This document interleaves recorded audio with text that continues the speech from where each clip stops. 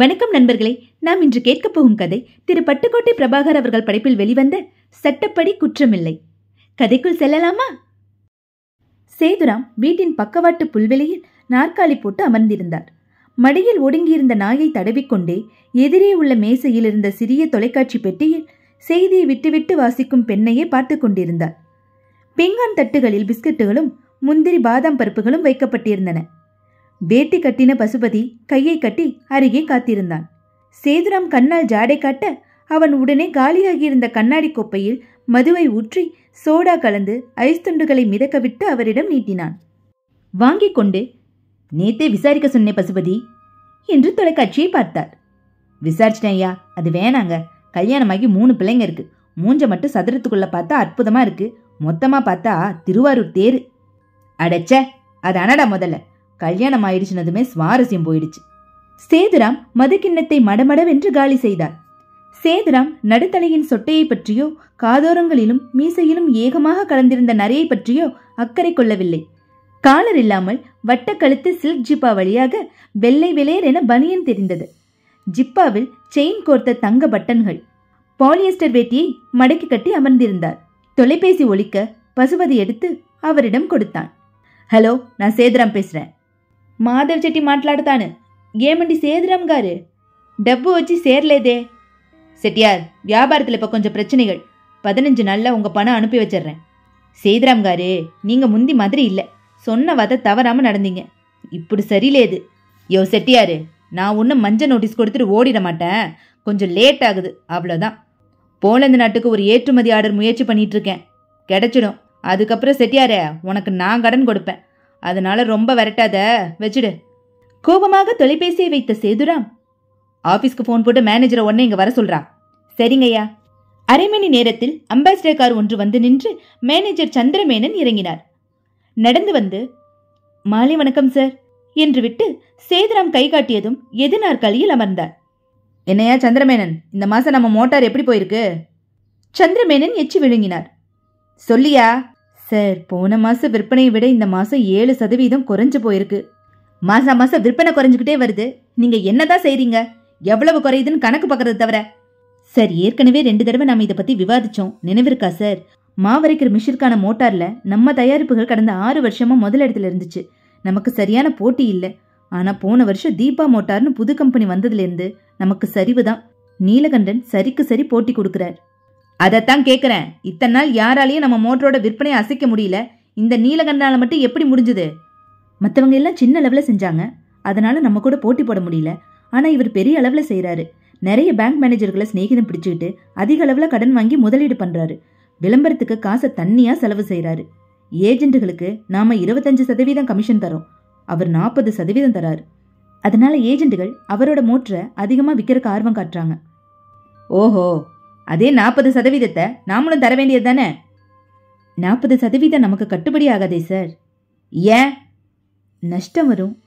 அவனுக்கு மட்டும் எப்படி கட்டுப்படி ஆகுது? நம்ம ஏஜென்ட் ஒருத்தர் இதே கேள்வியை அவர்கிட்ட கேட்டிருக்கான். அதுக்கு அவர், சேது மோட்டாரோட வியாபாரத்தை இறக்கி என் தீபா மோட்டாரோட விற்பனையை ஓஹோன்னு நிலைநாட்டுற வரைக்கும் எனக்கு நஷ்டப்பட்டாலும் பரவாயில்ல, அதுக்கப்புறம் லாபம் சம்பாதிச்சுக்கிறேன்னு சொன்னாராம்.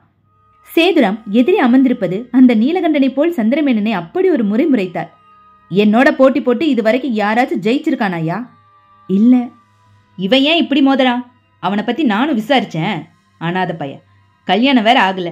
திடீர்னு ஏதாச்சும் ஒன்று ஆயிட்டா கடனுக்காக அவன் கம்பெனி வீடு எல்லாமே பேங்குகள் பங்கு போட்டுக்கிற நிலைமை. இந்த லட்சணத்துல எந்த தைரியத்துல அவன் என்கிட்ட மோதறான்? தன் தொழில தான் முன்னேறணும்னு தீவிரமா நினைக்கிறப்ப அது போட்டியில கொண்டாந்து விட்டுடுது சார். எச்சரிக்கை செய்யணும். மலையோட முட்டினா மண்டைதான் உடையும்னு அவனுக்கு தெரியல. இந்த போலந்து நாட்டு ஆர்டர் வந்துட்டோம், அதுக்கப்புறம் பாரு, நான் 50% கமிஷன் தரேன். அவன் மோட்டார் ஒன்று கூட விற்க முடியாம கதறிட்டு வந்து என் காலடியில விழ வைக்கிறேன். சந்திரமேனன் மீண்டும் எச்சில் விழுங்கினார். ஏதோ சொல்ல வந்து தயங்கினார். சார் என்று மட்டும் சொல்ல முடிந்தது. என்ன? வந்து வந்து போலந்து நாட்டு கம்பெனிக்காரங்க அந்த ஆர்டரை நீலகண்டனுக்கு கொடுத்துட்டாங்க. என்னது என்று எழுந்து விட்டார் சேதுராம். இன்னைக்கு காலையில தான் ஃபோன் பண்ணி நமக்கு தகவல் சொன்னாங்க. நான் இதை எப்படி வந்து உங்கள்கிட்ட சொல்றதுன்னு தெரியாம. மாசம் 2000 மோட்டார் வீதம் 3 வருஷத்துக்கு தொடர்ந்து அனுப்ப சொன்ன சொலையான ஆர்டர் யாது? எவ்வளவு மெனக்கெட்டு பெரிய இடத்து சிபாரிசெல்லாம் பிடிச்சு ஏற்பாடு பண்ண. நமக்கே தர்றதா கடைசி வரைக்கும் அந்த கம்பெனி ஏஜென்ட் சொல்லிட்டு இருந்துட்டு இப்படி கவுத்துட்டானே, அவன் எப்படியா பிடிச்சான்? தெரியல சார், உங்களை விட இன்னும் பெரிய இடத்து சிபாரிசு பிடிச்சிருக்கலாம். தன் உள்ளங்கையில் தானே குத்தி கொண்ட சேதுராம், பிரமாதமான லாபம் கிடைக்கிற திட்டம் யாது? போச்சே, அவன் அள்ளிடுவாயா. போச்சு, நம்ம மானமும் போச்சு, பேரும் போச்சு, கடகடான்னு மேல போயிடுவானே என்றவர் தலையில் கையை வைத்துக்கொண்டு அப்படியே தோய்ந்து அமர்ந்தார். மதுபாட்டிலை எடுத்து வெறியோடு கடக்கென்று குடிக்க துவங்கினார். மூர்த்தி தன் சைக்கிளுக்கு காற்றடித்த பையனுக்கு 2 ரூபாய் நாணயத்தை கொடுத்துவிட்டு தோளில் இருந்து சரிந்து கையில் விழுந்த கேமராவை மீண்டும் தோளில் சரியாக மாட்டிக்கொண்டு சைக்கிளை நகர்த்தி கொண்டே நடந்தான். மயிலாப்பூர் குளக்கரை அருகே வரும்போது சக்கர வண்டியில் அவித்த வேர்க்கடலை விற்று கொண்டிருந்தவனை பார்த்ததும் நிறுத்தி இறங்கினான். அவன் அருகில் சென்று கடலை வாங்கி கொண்டே, இந்த இடத்துல உங்களுக்கு நல்ல வியாபாரம் நடக்குதா என்று பேச்சை துவக்கினான். ஏன் சார், நீங்க ஒரு கடை போட போறீங்களா என்று சிரித்தான் அவன். இல்லப்பா, சும்மா கேட்டேன். ராமர் கோயில் விவகாரம் இருக்கே, அதை பத்தி உங்களுக்கு என்ன தெரியும்? என்னமோ பத்திரிகை நிருபர் கேட்குற மாதிரி கேட்குறீங்களே. நானும் ஒரு பத்திரிகை நிருபர் தான். அதான பார்த்தேன். எந்த பத்திரிக்கை? எல்லா பத்திரிகையிலையும் நான் துணுக்கு, கட்டுரை, பேட்டி இதெல்லாம் கொண்டு போய் கொடுப்பேன். என் பேர் மூர்த்தி. இன்னும் பதில் சொல்லலையே நீங்க? ராமர் கோயில் கட்டுறதை பத்தி பெருசா பிரச்சனையான சமாச்சாரம் எல்லாம் பேப்பர்ல படிச்சேங்க. அதை பத்தி நீங்க என்ன நினைக்கிறீங்க? பொதுவா நல்ல மனசு உள்ள பெரியவங்க சாமி கும்பிட்றப்ப பார்த்துருக்கேன். எல்லாரையும் நல்லபடியா காப்பாத்துப்பான்னு மனசுருகி வேண்டுவாங்க. கோவில் கட்டுற விவகாரத்துல பெரிய தலைவருங்க எத்தனை உசுறு அழிஞ்சாலும் போராடுவோம்னு சொல்றது சிரிப்பா தாங்க இருக்குது. ஆதரிக்கிறவங்க எதிர்க்கிறவங்க 2 பேருமே அதுக்கான காரண காரியங்களை சொல்றாங்களே. 1000 சொல்லட்டுங்க, சாமி பேர்ல பிரச்சனை பண்ணிட்டு வெட்டிட்டு சாவறதெல்லாம் என்ன நியாயமுங்க? இந்த பிரச்சனைக்கு என்ன தீர்வுன்னு நினைக்கிறீங்க? இப்ப என்னோட முப்பாட்டன் உங்களோட முப்பாட்டனோட சொத்தை அபகரிச்சிட்டாருன்னு வைங்க. நீங்களும் உங்க முப்பாட்டனை பார்த்ததில்ல, நானும் உங்க முப்பாட்டனை பார்த்ததில்ல. அந்த பகையில இப்ப நான் வந்து உங்ககிட்ட சண்டை பிடிச்சா எப்படிங்க நியாயம்?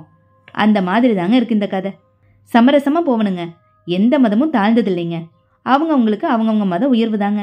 மற்றவங்க மத உணர்வுகளை மதிச்சு நடந்துக்கணுங்க. இந்த பிரச்சனையில யாருமே வீம்பு பார்க்கக்கூடாது, வன்மம் பாராட்டக்கூடாது. ஏதோ எனக்கு தெரிஞ்சதை சொன்னேங்க. மூர்த்தி ஒரு நோட்டில் சரசரவென்று குறிப்புகளாக எடுத்துக்கொண்ட பின் கடலை வண்டியுடன் சேர்த்து அவனையும் ஒரு புகைப்படம் எடுத்துக்கொண்டு புறப்பட்டான். ராயப்பேட்டை மணிக்கூண்டிலிருந்து வலது பக்கம் திரும்பி ஓட்டினான். சற்று நேரத்தில் அந்த குறுக்கு சந்துக்குள் இருந்த பத்திரிகை அலுவலகத்தை அடைந்தான். 3 சக்கர சைக்கிளில் பார்சல் பண்டில்களை ஏற்றுக்கொண்டிருந்தார்கள். மூர்த்தி சைக்கிளை பூட்டிக் கொண்டு உள்ளே வந்தான். அலுவலக அமைப்பிலேயே தூரல் ஒரு சிறிய பத்திரிகை என்பதை பறைசாற்றிக் கொண்டிருந்தது. வணக்கம் மணி சார் என்று இவன் நுழைந்த அறையில் 4 மேசைகள் போட்டு ஓவியர்களும் உதவியாசிரியர்களும் அடுத்த இதழின் தயாரிப்பில் ஈடுபட்டு கொண்டிருந்தார்கள். வாப்பா மூர்த்தி, டேய் 6 டீயா சொல்லிடு, உட்காரு. என்ன ஆச்சு நயன்தாரா சமாச்சாரம் என்றார் மணி கண்ணாடியை கழற்றி மேசை மேல் வைத்துவிட்டு. வெளியூர் ஷூட்டிங் போயிருக்காங்க சார், வந்ததும் பேட்டி எடுத்துறேன். என்னையா நீ, இதான் உன்னோட ரோதனை. எத்தனை நாளைக்கு முன்னாடியே சொன்னேன், அடுத்த வாரம் நயன்தாரா அட்டையில போடுறோம், உள்ள ஒரு சிறப்பு பேட்டி வந்தா நல்லா இருக்கணும் தானே உங்ககிட்ட சொன்னேன். 1 வாரம் ஃபோன் பண்றேன் சார், 2 தடவை நேர்லையும் போய் பார்த்துட்டேன். நிஜமாவே பவானி பக்கத்துல ஷூட்டிங்க்கு போயிருக்காங்க. வேணும்னா போக்குவரத்து செலவு ஒத்துக்கிறீங்களா? நான் நேர்லயே போய் எடுத்துட்டு வந்துடுறேன். அந்த அளவுக்கு பெரிய பத்திரிகை இல்லையே நம்மளுது. பின்ன நான் என்ன செய்வேன்? வேற என்ன விஷயம் வச்சிருக்க? ராம ஜென்ம பூமி விவகாரம் பத்தி பலதரப்பட்டவங்கள்ட்ட பேட்டி எடுத்திருக்கேன். சரின்னு சொன்னா இங்கே உட்காந்து 1 மணி நேரத்துல எழுதி கொடுத்துட்டு போறேன். போட்டோ கூட எடுத்திருக்கேன். 4 பக்க கட்டுரையே போட்டுடலாம். போடுறீங்களா? கொடுத்துட்டு போ, ஆசிரியர் வந்ததும் காமிக்கிறேன். இந்த மாதிரி 7 பெட்டிகள் உங்கள்கிட்ட கிடப்பில் இருக்கு. நீங்க வேணும் வேணான்னு சொல்றக்குள்ள அந்த விஷயமே பழசா போய் மதிப்பில்லாம போயிடுது. கொஞ்சம் அலட்சியப்படுத்தாம கவனிங்க சார். மணி மௌனமாக வெற்றிலையின் மைய நரம்பை கிள்ளி எறிவதில் முனைந்திருந்தார். போன மாசம் வெளிவந்த 2 விஷயங்களுக்கும் இன்னும் பணம் வரல சார். அப்படியா? செக் போட சொல்லிட்டாங்களே. பாக்குறேன். போடலன்னா நாளைக்கு போட்டு வச்சிடறேன், வந்து வாங்கிக்கோ. ரூம் வாடகை கொடுக்கணும் சார். நாளைக்கு போட சொல்றேன்னு சொன்னனே. சரி சார் என்று எழுந்து கொண்ட மூர்த்தி மறுபடியும் அமர்ந்து கொண்டு, சார் ஆனந்த விகடன்ல சேர்த்து விடுறேன்னு சொன்னீங்களே, நினைவிருக்கா? சொன்னேன், கேட்டும் பார்த்தேன். அங்க நிறைய பேர் இருக்காங்களாம். புதுசா எந்த துறையிலுமே சேர்த்துக்கிறதுக்கான வாய்ப்பு இப்போ இல்லையா? சமயம் வர்றப்ப சொல்றேன். நாங்க அந்த ராமஜென்ம பூமி பேட்டி எழுதி கொடுத்துட்டு போறியா இல்லையா? இல்லை சார், வேற ஒரு பத்திரிகையில உறுதியா போடுறதா சொல்லியிருக்காங்க. காசும் உடனே கிடைக்கும், தப்பா எடுத்துக்காதீங்க. அவசரமா பணம் தேவைப்படுது. உங்க பத்திரிகைக்கு வேற ஏதாவது கட்டுரையோ பேட்டியோ செய்தியோ கொண்டு வரேன். புறப்படுறேன். மூர்த்தி அந்த பத்திரிகை அலுவலகத்தை விட்டு வெளியில் வந்து தன் சைக்கிளை திறந்து புறப்பட்டான். சிவகிரி தன் சிகரெட்டை உதடுகளில் இருந்து எடுத்து பீங்கான் கிண்ணத்தின் குறுக்கே வைத்துவிட்டு 2 கைகளாலும் சீட்டுக்கட்டை களைத்தான். விடுவிடுவென்று 3 பேர்களுக்குமாக மாற்றி மாற்றி 13 சீட்டுகளை போட்டான். ஜோக்கர் வெட்டப்பட்டதும் மேல் சீட்டை திறந்து வைத்து தனது சீட்டுகளை எடுத்து விசிறியாய் அடுக்கிக் கொண்டு பார்த்தான். ஒரு ஜோக்கர் கூட இல்லை, ரம்மியும் இல்லை. சீட்டுகளை கவிழ்த்து போட்டுவிட்டு, நீங்க ஆடுங்க என்று 2 கைகளையும் கோர்த்து உயர்த்தி சோம்பல் முறித்த போது கடிகாரத்தில் மணி பார்த்து பதறினான். அட, மணி 7 போகுதமச்சி. மத்தியானம் 2 மணிக்கு ஆரம்பிச்சோம். நேரம் போறதே தெரியல இதுல. சிவகிரி எழுந்து நாற்காலியில் மாட்டி வைத்திருந்த சட்டையை எடுத்து அணிந்து ஜீன்ஸ் பேண்ட்டுக்குள் செருகிக் கொண்டான். என்ன சிவகிரி, புறப்பட்டியா? ஆமா, ஜோலி இருக்கு. 7:30 மணிக்கு ஒரு மனுஷனை பார்க்கணும் என்று சிகரெட்டை எடுத்துக்கொண்டு, வட்டுமாமச்சி என்றான். சிவகிரி அந்த வீட்டை விட்டு வெளியே வந்து சாலைக்கு வந்தான். லேசாக மழை பெய்து கொண்டிருந்தது. பிளாட்பாரம் முழுக்க நிறைய குடைகள். 2 சக்கர வாகனங்களில் மழைக்கோட் அணிந்து சென்றார்கள். சிவகிரி கைத்தட்டி ஆட்டோ ஒன்றை நிறுத்தி இவனே அதன் மீட்டர் கொடியை மடக்கி, கடற்கரைக்கு போங்க என்று உள்ளே அமர்ந்து கொண்டான். ஆட்டோவின் உள்ளே கிடந்த செய்தித்தாளை எடுத்து புரட்ட, சென்னை நகருக்கு புதிய போலீஸ் கமிஷனர் என்ற செய்தி அவன் கண்களில் பட்டது.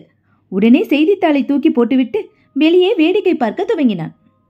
கடற்கரையில் காந்தி சிலை அருகே இறங்கிக் கொண்டு ஆட்டோவை அனுப்பிவிட்டு கைக்குட்டை எடுத்து மழைக்காக தலையில் போட்டுக்கொண்டு காதோரங்களில் செருகிக் கொண்டு கார்கள் நிறுத்தப்பட்டிருந்த இடத்தை நோக்கி மெதுவாக நடந்தான். பாக்கெட்டில் இருந்து தொண்டு சீட்டை எடுத்து பார்த்தான்.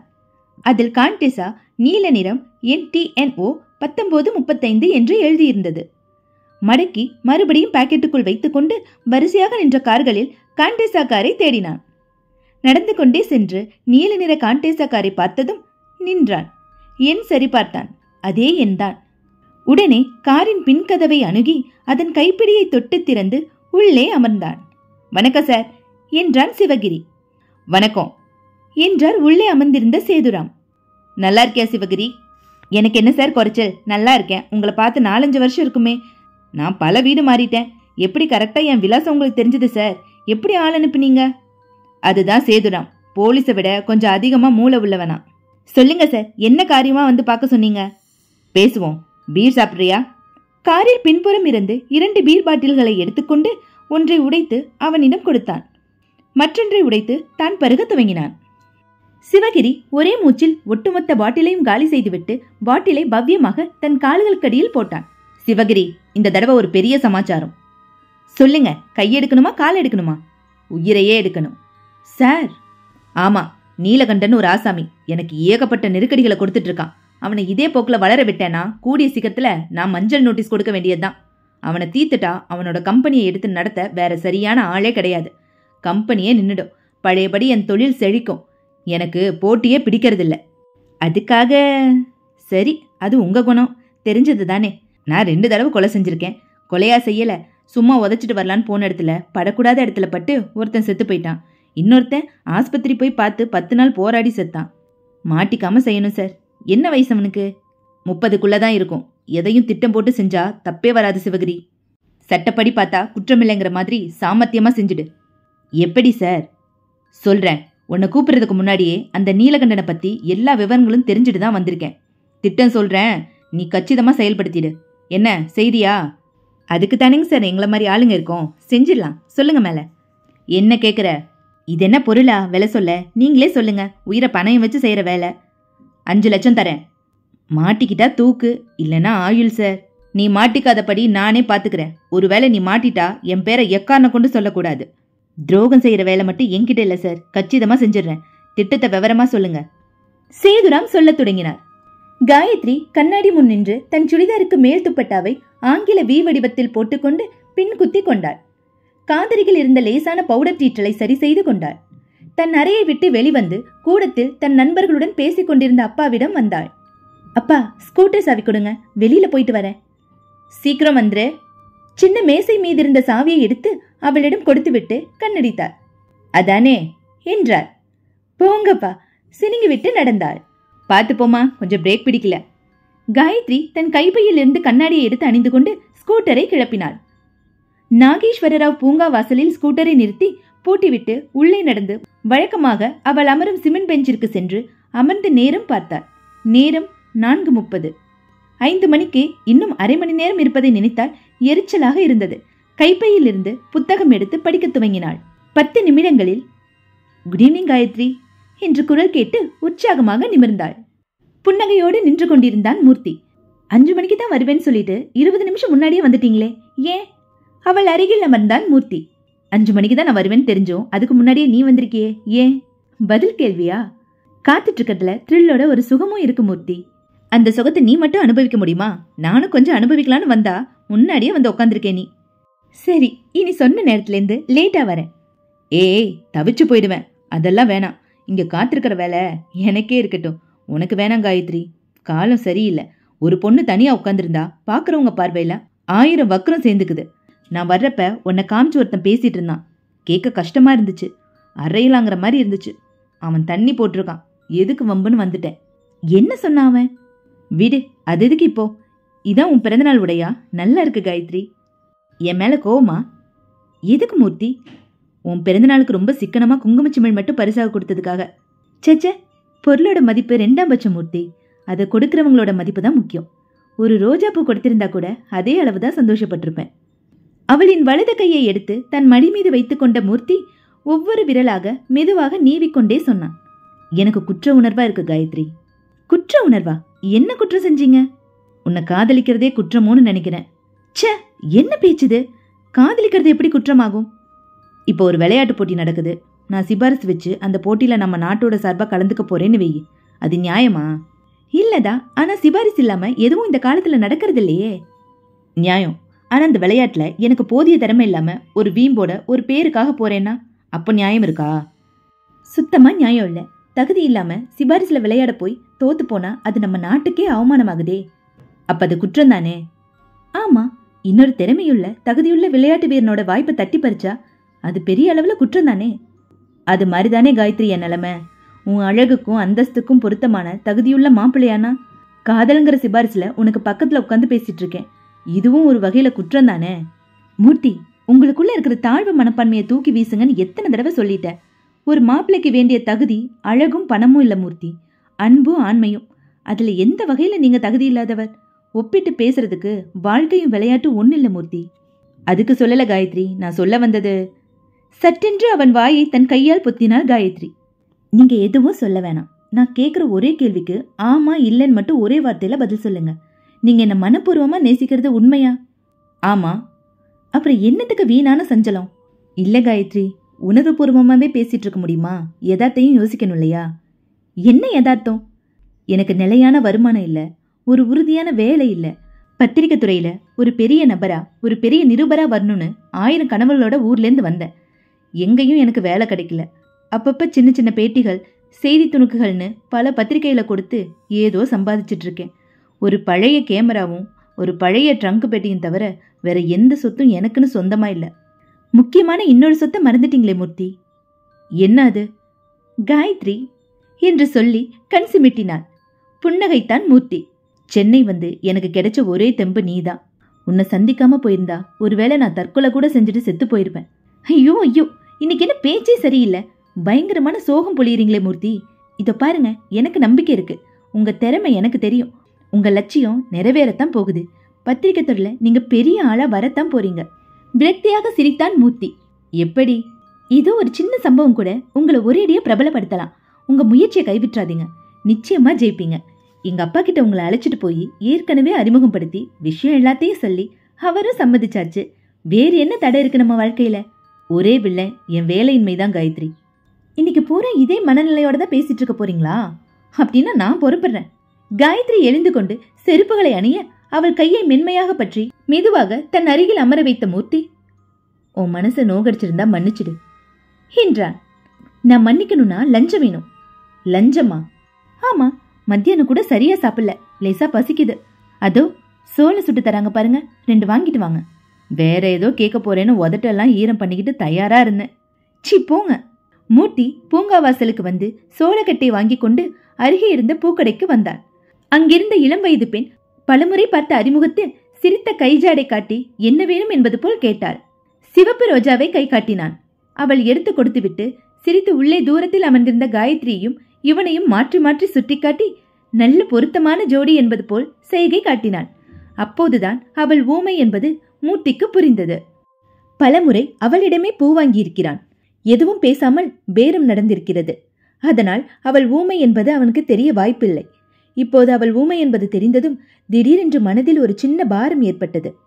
பிறவிலிருந்தா நடுவலையா என்றான். அவளுக்கு புரியவில்லை. அருகில் இருந்த ஒரு சின்ன பையன் அவளிடம் கைஜாடையில் இவன் கேள்வியை மொழிபெயர்த்து சொல்ல, அவள் அவனிடம் பதில் சொல்ல, அவன் இவனிடம் பிறந்ததிலிருந்தே செவிட்டு ஊமைதான் என்றான். மூர்த்திக்கு சட்டென்று இவளை யார் திருமணம் செய்து கொள்வார்கள் என்று ஒரு கவலை ஏற்பட்டது. உனக்கு கல்யாணம் ஆயிடுச்சா என்று ஜாடையால் கேட்டான். அவள் ஜாக்கெட்டுக்குள் லேசாக மறைந்திருந்த தாலியை சரியாக எடுத்துக்காட்டி கண்களில் நீர்ப்படலம் மின்ன ஏதோ செய்கை செய்தாள். என்ன சொல்றாங்க? மூர்த்தி பையனிடம் கேட்டாள். கல்யாணம் பண்ணி 1 வருஷம் இவளோட இருந்துட்டு புருஷன் ஓடி போயிட்டான். குழந்தை உண்டாப்பா? பிறந்து செத்து போச்சுங்க. உன் பேர் என்னம்மா? சரோஜா என்று பென்சிலால் செய்தித்தாள் ஓரத்தில் எழுதி காட்டினாள் அவள். உனக்கு வேற ஒரு கல்யாணம் பண்ணி வச்சா கட்டிக்குவியா? அவசரமாக சற்றே கோபமாக தலையசைத்து மறுத்தாள். மௌனமாக அவளிடமிருந்து விலகி காயத்ரியிடம் வந்து அமர்ந்தாள். என்னாச்சு? பூக்காரிக்கிட்ட எதுவும் தகராறா என்றாள் காயத்ரி. இல்ல காயத்ரி, நிருபர் புத்தியாச்சே, யாரையும் கேள்வி கேட்க சொல்லும். அந்த பொண்ணு பாவம், பிறவி ஊமை செவிடு. அவளை எவனோ கல்யாணம் பண்ணி ஒரே வருஷத்துல அம்போன்னு விட்டுட்டு ஓடி போயிட்டானா. குழந்தை ஒன்று பிறந்து செத்தும் போச்சான். மிஞ்சி போனா 20 வயசு இருக்குமா? இவ வாழ்க்கை பூரா இப்படியே இருக்க வேண்டியது தானா? செவிட்டு ஊமை பொண்ணுங்கிறதுனால யாரும் ஏத்துக்கிறதும் சிரமம். அதுலேயும் இவ வாழா வெட்டி. இதெல்லாம் விட கல்யாணம் செஞ்சுக்க யாராவது முன்வந்தா செஞ்சுக்குவியான்னு கேட்டா மாட்டேன்னு தலையாடுறா. அதான் தமிழ் பொண்ணு. ஆமா, போய் அவளுக்கு அபிஷேகம் பண்ணி சூடங்காமி. பண்பாடுன்னு சொல்லி சொல்லி வளர்த்ததுனால தான் சில இடங்கள்ல இப்படியெல்லாம் பாதிப்பாகுது. விதிகளை ஏத்துக்க தயாரா இருக்கிற நாம விதிவிலக்குகளையும் ஏத்துக்க தயாரா இருக்கணும் காயத்ரி. இந்த பொண்ணை மையமா வச்சு ஒரு கட்டுரை நான் எழுத போறேன். வாழ்த்துகள் என்றால் காயத்ரி சோளத்தை கடித்தபடி. நீலகண்டன் தன் மோட்டார் பைக்கை வீட்டு வாசலில் நிறுத்திவிட்டு நேரம் பார்த்தான். மணி 9 நெருங்கிக் கொண்டிருந்தது. பேண்ட் பாக்கெட்டிலிருந்து சாவியை எடுத்து வீட்டு வாசலின் பூட்டை திறந்து உள்ளே வந்து குழல் விளக்கின் சுவிட்சை போட்டான். தன் அறைக்கு வந்து அலுவலக பெட்டியை ஓரமாக வைத்துவிட்டு கழுத்து பெட்டியை கழற்றினான். லுங்கி மாற்றிக்கொண்டான். கூடத்திற்கு வந்தமர்ந்து தொலைக்காட்சியை போட்டுக்கொண்டான். மின்விசிறி மௌனமாக சுழன்று கொண்டிருந்தது. தெருமுனையில் காத்திருந்த சிவகிரி நீலகண்டன் தனது பைக்கில் வந்து வாசலில் நிறுத்தி உள்ளே சென்றதை கவனித்தான். கடந்த 1 வாரமாக சிவகிரி நீலகண்டனை தொடர்ந்து கண்காணித்து வருகிறான். இரவு 9 மணி அளவில் வீடு திரும்பும் நீலகண்டன் அதன் பிறகு எங்கும் போவதில்லை. தொலைக்காட்சியில் நிகழ்ச்சி முடியும் வரை பார்ப்பது அதன் சத்தத்திலிருந்து உணர முடிகிறது. அதன் பிறகு விளக்குகள் எல்லாம் அணைந்து போகும். 1 வாரமாக இப்படித்தான் நடக்கிறது. வீட்டில் வேறு யாருமே இல்லை. ஒரு வேலைக்காரன் கூட துணைக்கு இல்லை. சிவகிரி இன்றைக்கு தன் செயலை நிகழ்த்த தீர்மானித்திருந்தான். நீலகண்டன் உறங்கும் வரை காத்திருக்க வேண்டியது. அதன் பிறகு சற்று நேரம் கழித்து சென்று மணியை அழுத்த வேண்டியது. தூக்க கலக்கத்துடன் கதவை திறப்பான் அவன். கதவை திறக்க வைக்க அவன் கம்பெனியில் தீ பிடித்திருப்பதாக பரபரப்பாக சொல்ல வேண்டியது. நம்பி திறப்பான். திறந்த வினாடியில் ஒரு கையால் அவன் வாயை பொத்தி மறு கையால் கத்தியை சரக்கென்று வயிற்றில் செருகிவிட வேண்டியது. முடிந்தது காரியம். ஆயுதத்தை எப்படி ஒழிப்பது, போலீஸ் நாயை எப்படி ஏமாற்றுவது என்பதெல்லாம் கைவந்த கலை. சிவகிரிக்கு பசித்தது. எதிரில் நீலகண்டனின் வீட்டில் விளக்குகள் எரிந்து தொலைக்காட்சியின் ஒளிகளும் கேட்டுக்கொண்டிருந்தன. எப்படியும் அவன் உறங்க 1 மணி நேரத்துக்கு மேலாகும். அதற்குள் சாப்பிட்டு விட்டு வந்துவிடலாம். சிவகிரி நடந்து ஒரு இரவு நேர கடைக்கு சென்று அமர்ந்து அசைவ ஐட்டங்களை சொல்லத் துவங்கினான். அவன் சென்ற 10 நிமிடத்தில் ஒருவன் பெட்டியோடு பஸ்ஸை விட்டு இறங்கி நீலகண்டனின் வீட்டை நோக்கி நடந்தான். வாசலில் சமீபித்து மணி அழுத்தினான். யாரு? உள்ளிருந்து நீலகண்டனின் குரல் வந்தது. நான் தான்ப்பா சங்கர், உன்னோட நண்பன், கதவை தர. கதவை திறந்தான் நீலகண்டன். அடடே சங்கர், வாடா வாடா, உள்ளவா. என்னடா இது அதிசயம்? வா உட்காரு. அவன் உள்ளே வந்ததும் கதவை சாத்தினான் நீலகண்டன். நல்லா இருக்கியா? நாளைக்கு இங்க சென்னையில எனக்கு ஒரு கம்பெனியில நேரடி தேர்வு இருக்கு. எங்க தங்கறதுன்னு யோசிச்சேன். நேரா வந்துட்டேன். தொந்தரவெல்லாம் எதுவும் இல்லையே? சேச்சே, ரொம்ப களைப்பா தெரியுறியே. சாப்பிட்டியா? ஆச்சு. 10 மணி நேரம் பஸ் பயணம் பண்ணியது. அதுவும் சென்னைக்கிட்ட வர்றப்ப வண்டி நின்று போய் வேற வண்டியில ஏத்தி விட்டான். தூக்கம் கண்ணை சொலட்டுது. தப்பா நினைக்காத, காலையில எல்லாம் பேசிக்கலாம். எனக்கு ஒரு பாயும் தலையணை மட்டும் கொடுக்குறியா? உள்ள என் கட்டில படுத்துக்க வா. சங்கரை தன் அறையில் படுக்க வைத்துவிட்டு நீலகண்டன் மறுபடியும் வந்து கூடத்தில் அமர்ந்து தொலைக்காட்சியை பார்க்க துவங்கினான். குட்டாவி விட்டான். உள்ளிருந்து சங்கரின் குருட்டை சத்தம் வந்தது. நீலகண்டனும் தொலைக்காட்சியை அணைத்துவிட்டு விளக்கை அணைத்து தன் அறைக்கு வந்து தரையில் ஜமுக்காலம் விரித்து படுத்துக் கொண்டான். சற்றுக்கெல்லாம் உறங்கி போனான். சிவகிரி நிதானமாக சாப்பிட்டு முடித்து கடையில் கிடந்த அத்தனை செய்தித்தாள்களையும் படித்து முடித்துவிட்டு சிகரெட் பிடித்து நேரம் கடத்தி 1 மணி நேரம் கழித்து புறப்பட்டான். மெதுவாக நீலகண்டன் வீட்டை சமீபத்தி பார்க்க விளக்குகள் அணைந்திருந்தன. வீட்டை நெருங்க லேசான குருட்டை சத்தத்தை கேட்க முடிந்தது. ஒதுக்குப்புறமான அந்த வீட்டருகில் தெருவிளக்கின் வெளிச்சம் எதுவும் சீண்டி பார்க்கவில்லை. சிவகிரி வீட்டின் இருட்டு வாசலுக்கு வந்து நின்றான். கைகளில் உரை அணிந்து கொண்டு இடுப்பில் இருந்த கத்தியை அதன் உரையிலிருந்து நீக்கி உறுதியாக பிடித்துக் கொண்டான். அழைப்பு மணியை அழுத்தினான். 2 முறை அழுத்தியதும் நீலகண்டன் விழித்துக் கொள்ள சங்கரும் விழித்துக்கொண்டு யாரு என்றான். நான் பாக்குறேன், நீ தூங்கு என்ற நீலகண்டன் கூடத்திற்கு வந்து அதன் விளக்கை போட்டுக்கொண்டு கதவை சமீபித்து யாரு என்றான். சார், கதவை தரங்க, உங்க கம்பெனி நெருப்பு பிடிச்சிருக்கு. என்னது என்று கிட்டத்தட்ட அலறிவிட்ட நீலகண்டன் பதட்டமாய் கதவை திறக்க அடுத்த வினாடி சிவகிரி செயல்பட்டான். ஒரு கையால் அவன் கழுத்தை வளைத்து வாயை பொத்தி வலது கையில் பிடித்திருந்த கத்தியை ஓங்கி வயிற்றில் செருகினான். அழைப்பு மணியோசையில் லேசாக தூக்கம் கலைந்த சங்கர் நீலகண்டனின் என்னது என்ற அலறலில் முற்றிலும் கலைந்து போய் அவசரமாக எழுந்து கூடத்திற்கு வந்தபோது ரத்தம் பீச்சி அடிக்க கீழே சரிந்தான் நீலகண்டன். சங்கர் அதை பார்த்து அலற அதை வீட்டில் இன்னொரு நபர் இருப்பதை அப்போதுதான் அதிர்ச்சியாய் உணர்ந்த சிவகிரி தடதடவென்று ஓடத் துவங்கினான். சங்கர் அவனை துரத்தி கொண்டு பிடிங்க பிடிங்க, அவனை பிடிங்க என்று கத்திக்கொண்டே ஓடிவர அவனிடமிருந்து தப்பிக்கும் அவசரத்தில் வேகமாக ஓடின சிவகிரி எதிரே வந்த சைக்கிள் ரிக்ஷாவை கவனிக்காமல் அதன் மீது மோதி தடுமாறி கீழே விழ கையில் இருந்த கத்தி எகிரி போய் விழுந்தது.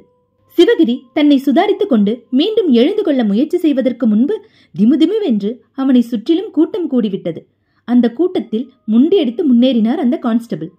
மறுநாள் செய்தித்தாள் ஒன்றில் இளம் தொழிலதிபர் குத்திக் கொலை, கொலையாளி கைது. நீலகண்டன் வயது 29, ஒரு இளம் தொழிலதிபர், மாவரைக்கும் இயந்திரத்தில் பொருந்தக்கூடிய மோட்டார் தயாரிப்பு தொழிலில் ஈடுபட்டு துரிதமாக முன்னுக்கு வந்து கொண்டிருப்பவர். சம்பவ தினமான நேற்று இரவு கொலையாளி இவர் வீட்டின் கதவை தட்டி இவர் திறந்ததும் கத்தியால் குத்திவிட்டு ஓட முயன்றான். நீலகண்டன் வீட்டில் விருந்தாளியாக தங்கியிருந்த அவர் நண்பர் ஒருவர் கொலையாளியை துரத்திச் செல்ல பொதுமக்களும் போலீசும் சேர்ந்து மடக்கி பிடித்தார்கள். கொலையாளி சிவகிரி ஏற்கனவே 2 கொலை குற்றங்கள் மற்றும் பல குற்றங்களுக்காக தேடப்பட்டு வந்த ஒரு பலே ஆசாமி ஆவான். நீலகண்டனை அவர் கழுத்தில் போட்டிருந்த தங்கச்சங்கிலியை பறிப்பதற்காக குத்தியதாகவும் நண்பர் வந்துவிட்டதால் பறிக்காமல் ஓடிவிட்டதாகவும் சிவகிரி கூறியுள்ளான். நீலகண்டனை கொல்லச் சொல்லி யாராவது சிவகிரியை தூண்டிவிட்டிருக்கலாமோ என்ற சந்தேகமும் இருப்பதாகவும் தீவிரமான புலன் விசாரணை செய்து வருவதாகவும் போலீசார் தெரிவித்தனர். போலீசார் கொலையாளி சிவகிரியை மேஜிஸ்ட்ரேட் முன்னால் ஆஜர்படுத்தினார்கள்.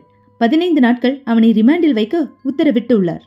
பிரபல கொலை குற்றவாளி சிவகிரியின் புகைப்படத்தில் அருகில் நிற்பது அவனை கைது செய்த இன்ஸ்பெக்டர் மருதலிங்கம். புகைப்படத்துடன் கூடிய முழு செய்தியையும் படித்து முடித்த சேதுராம் செய்தித்தாளை மடக்கி மேசை மேல் போட்டுவிட்டு பசுபதியை பார்த்தார்.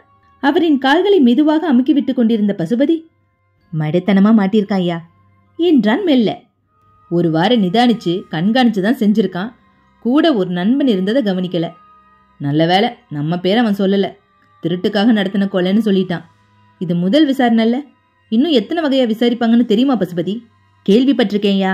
ஆனா சிவகிரி தான் உயிர் போனாலும் காட்டி கொடுக்க மாட்டான்னு நினைக்கிறேன். வார்த்தை தவறாத ஹரிச்சந்திரன் பாரு. அப்ப சொல்லிடுவான்னு நினைக்கிறீங்களா? கவலைப்படுறேன். இப்ப என்ன செய்யறதியா? சிவகிரி ஜெயிலேருந்து தப்பிச்சு போயிட்டா தேவல. வடக்கே எங்கேயாச்சும் போய் தலைமறைவாயிட்டா பரவாயில்ல. ஜெயிலேருந்து தப்புறதெல்லாம் ரொம்ப சிரமையா.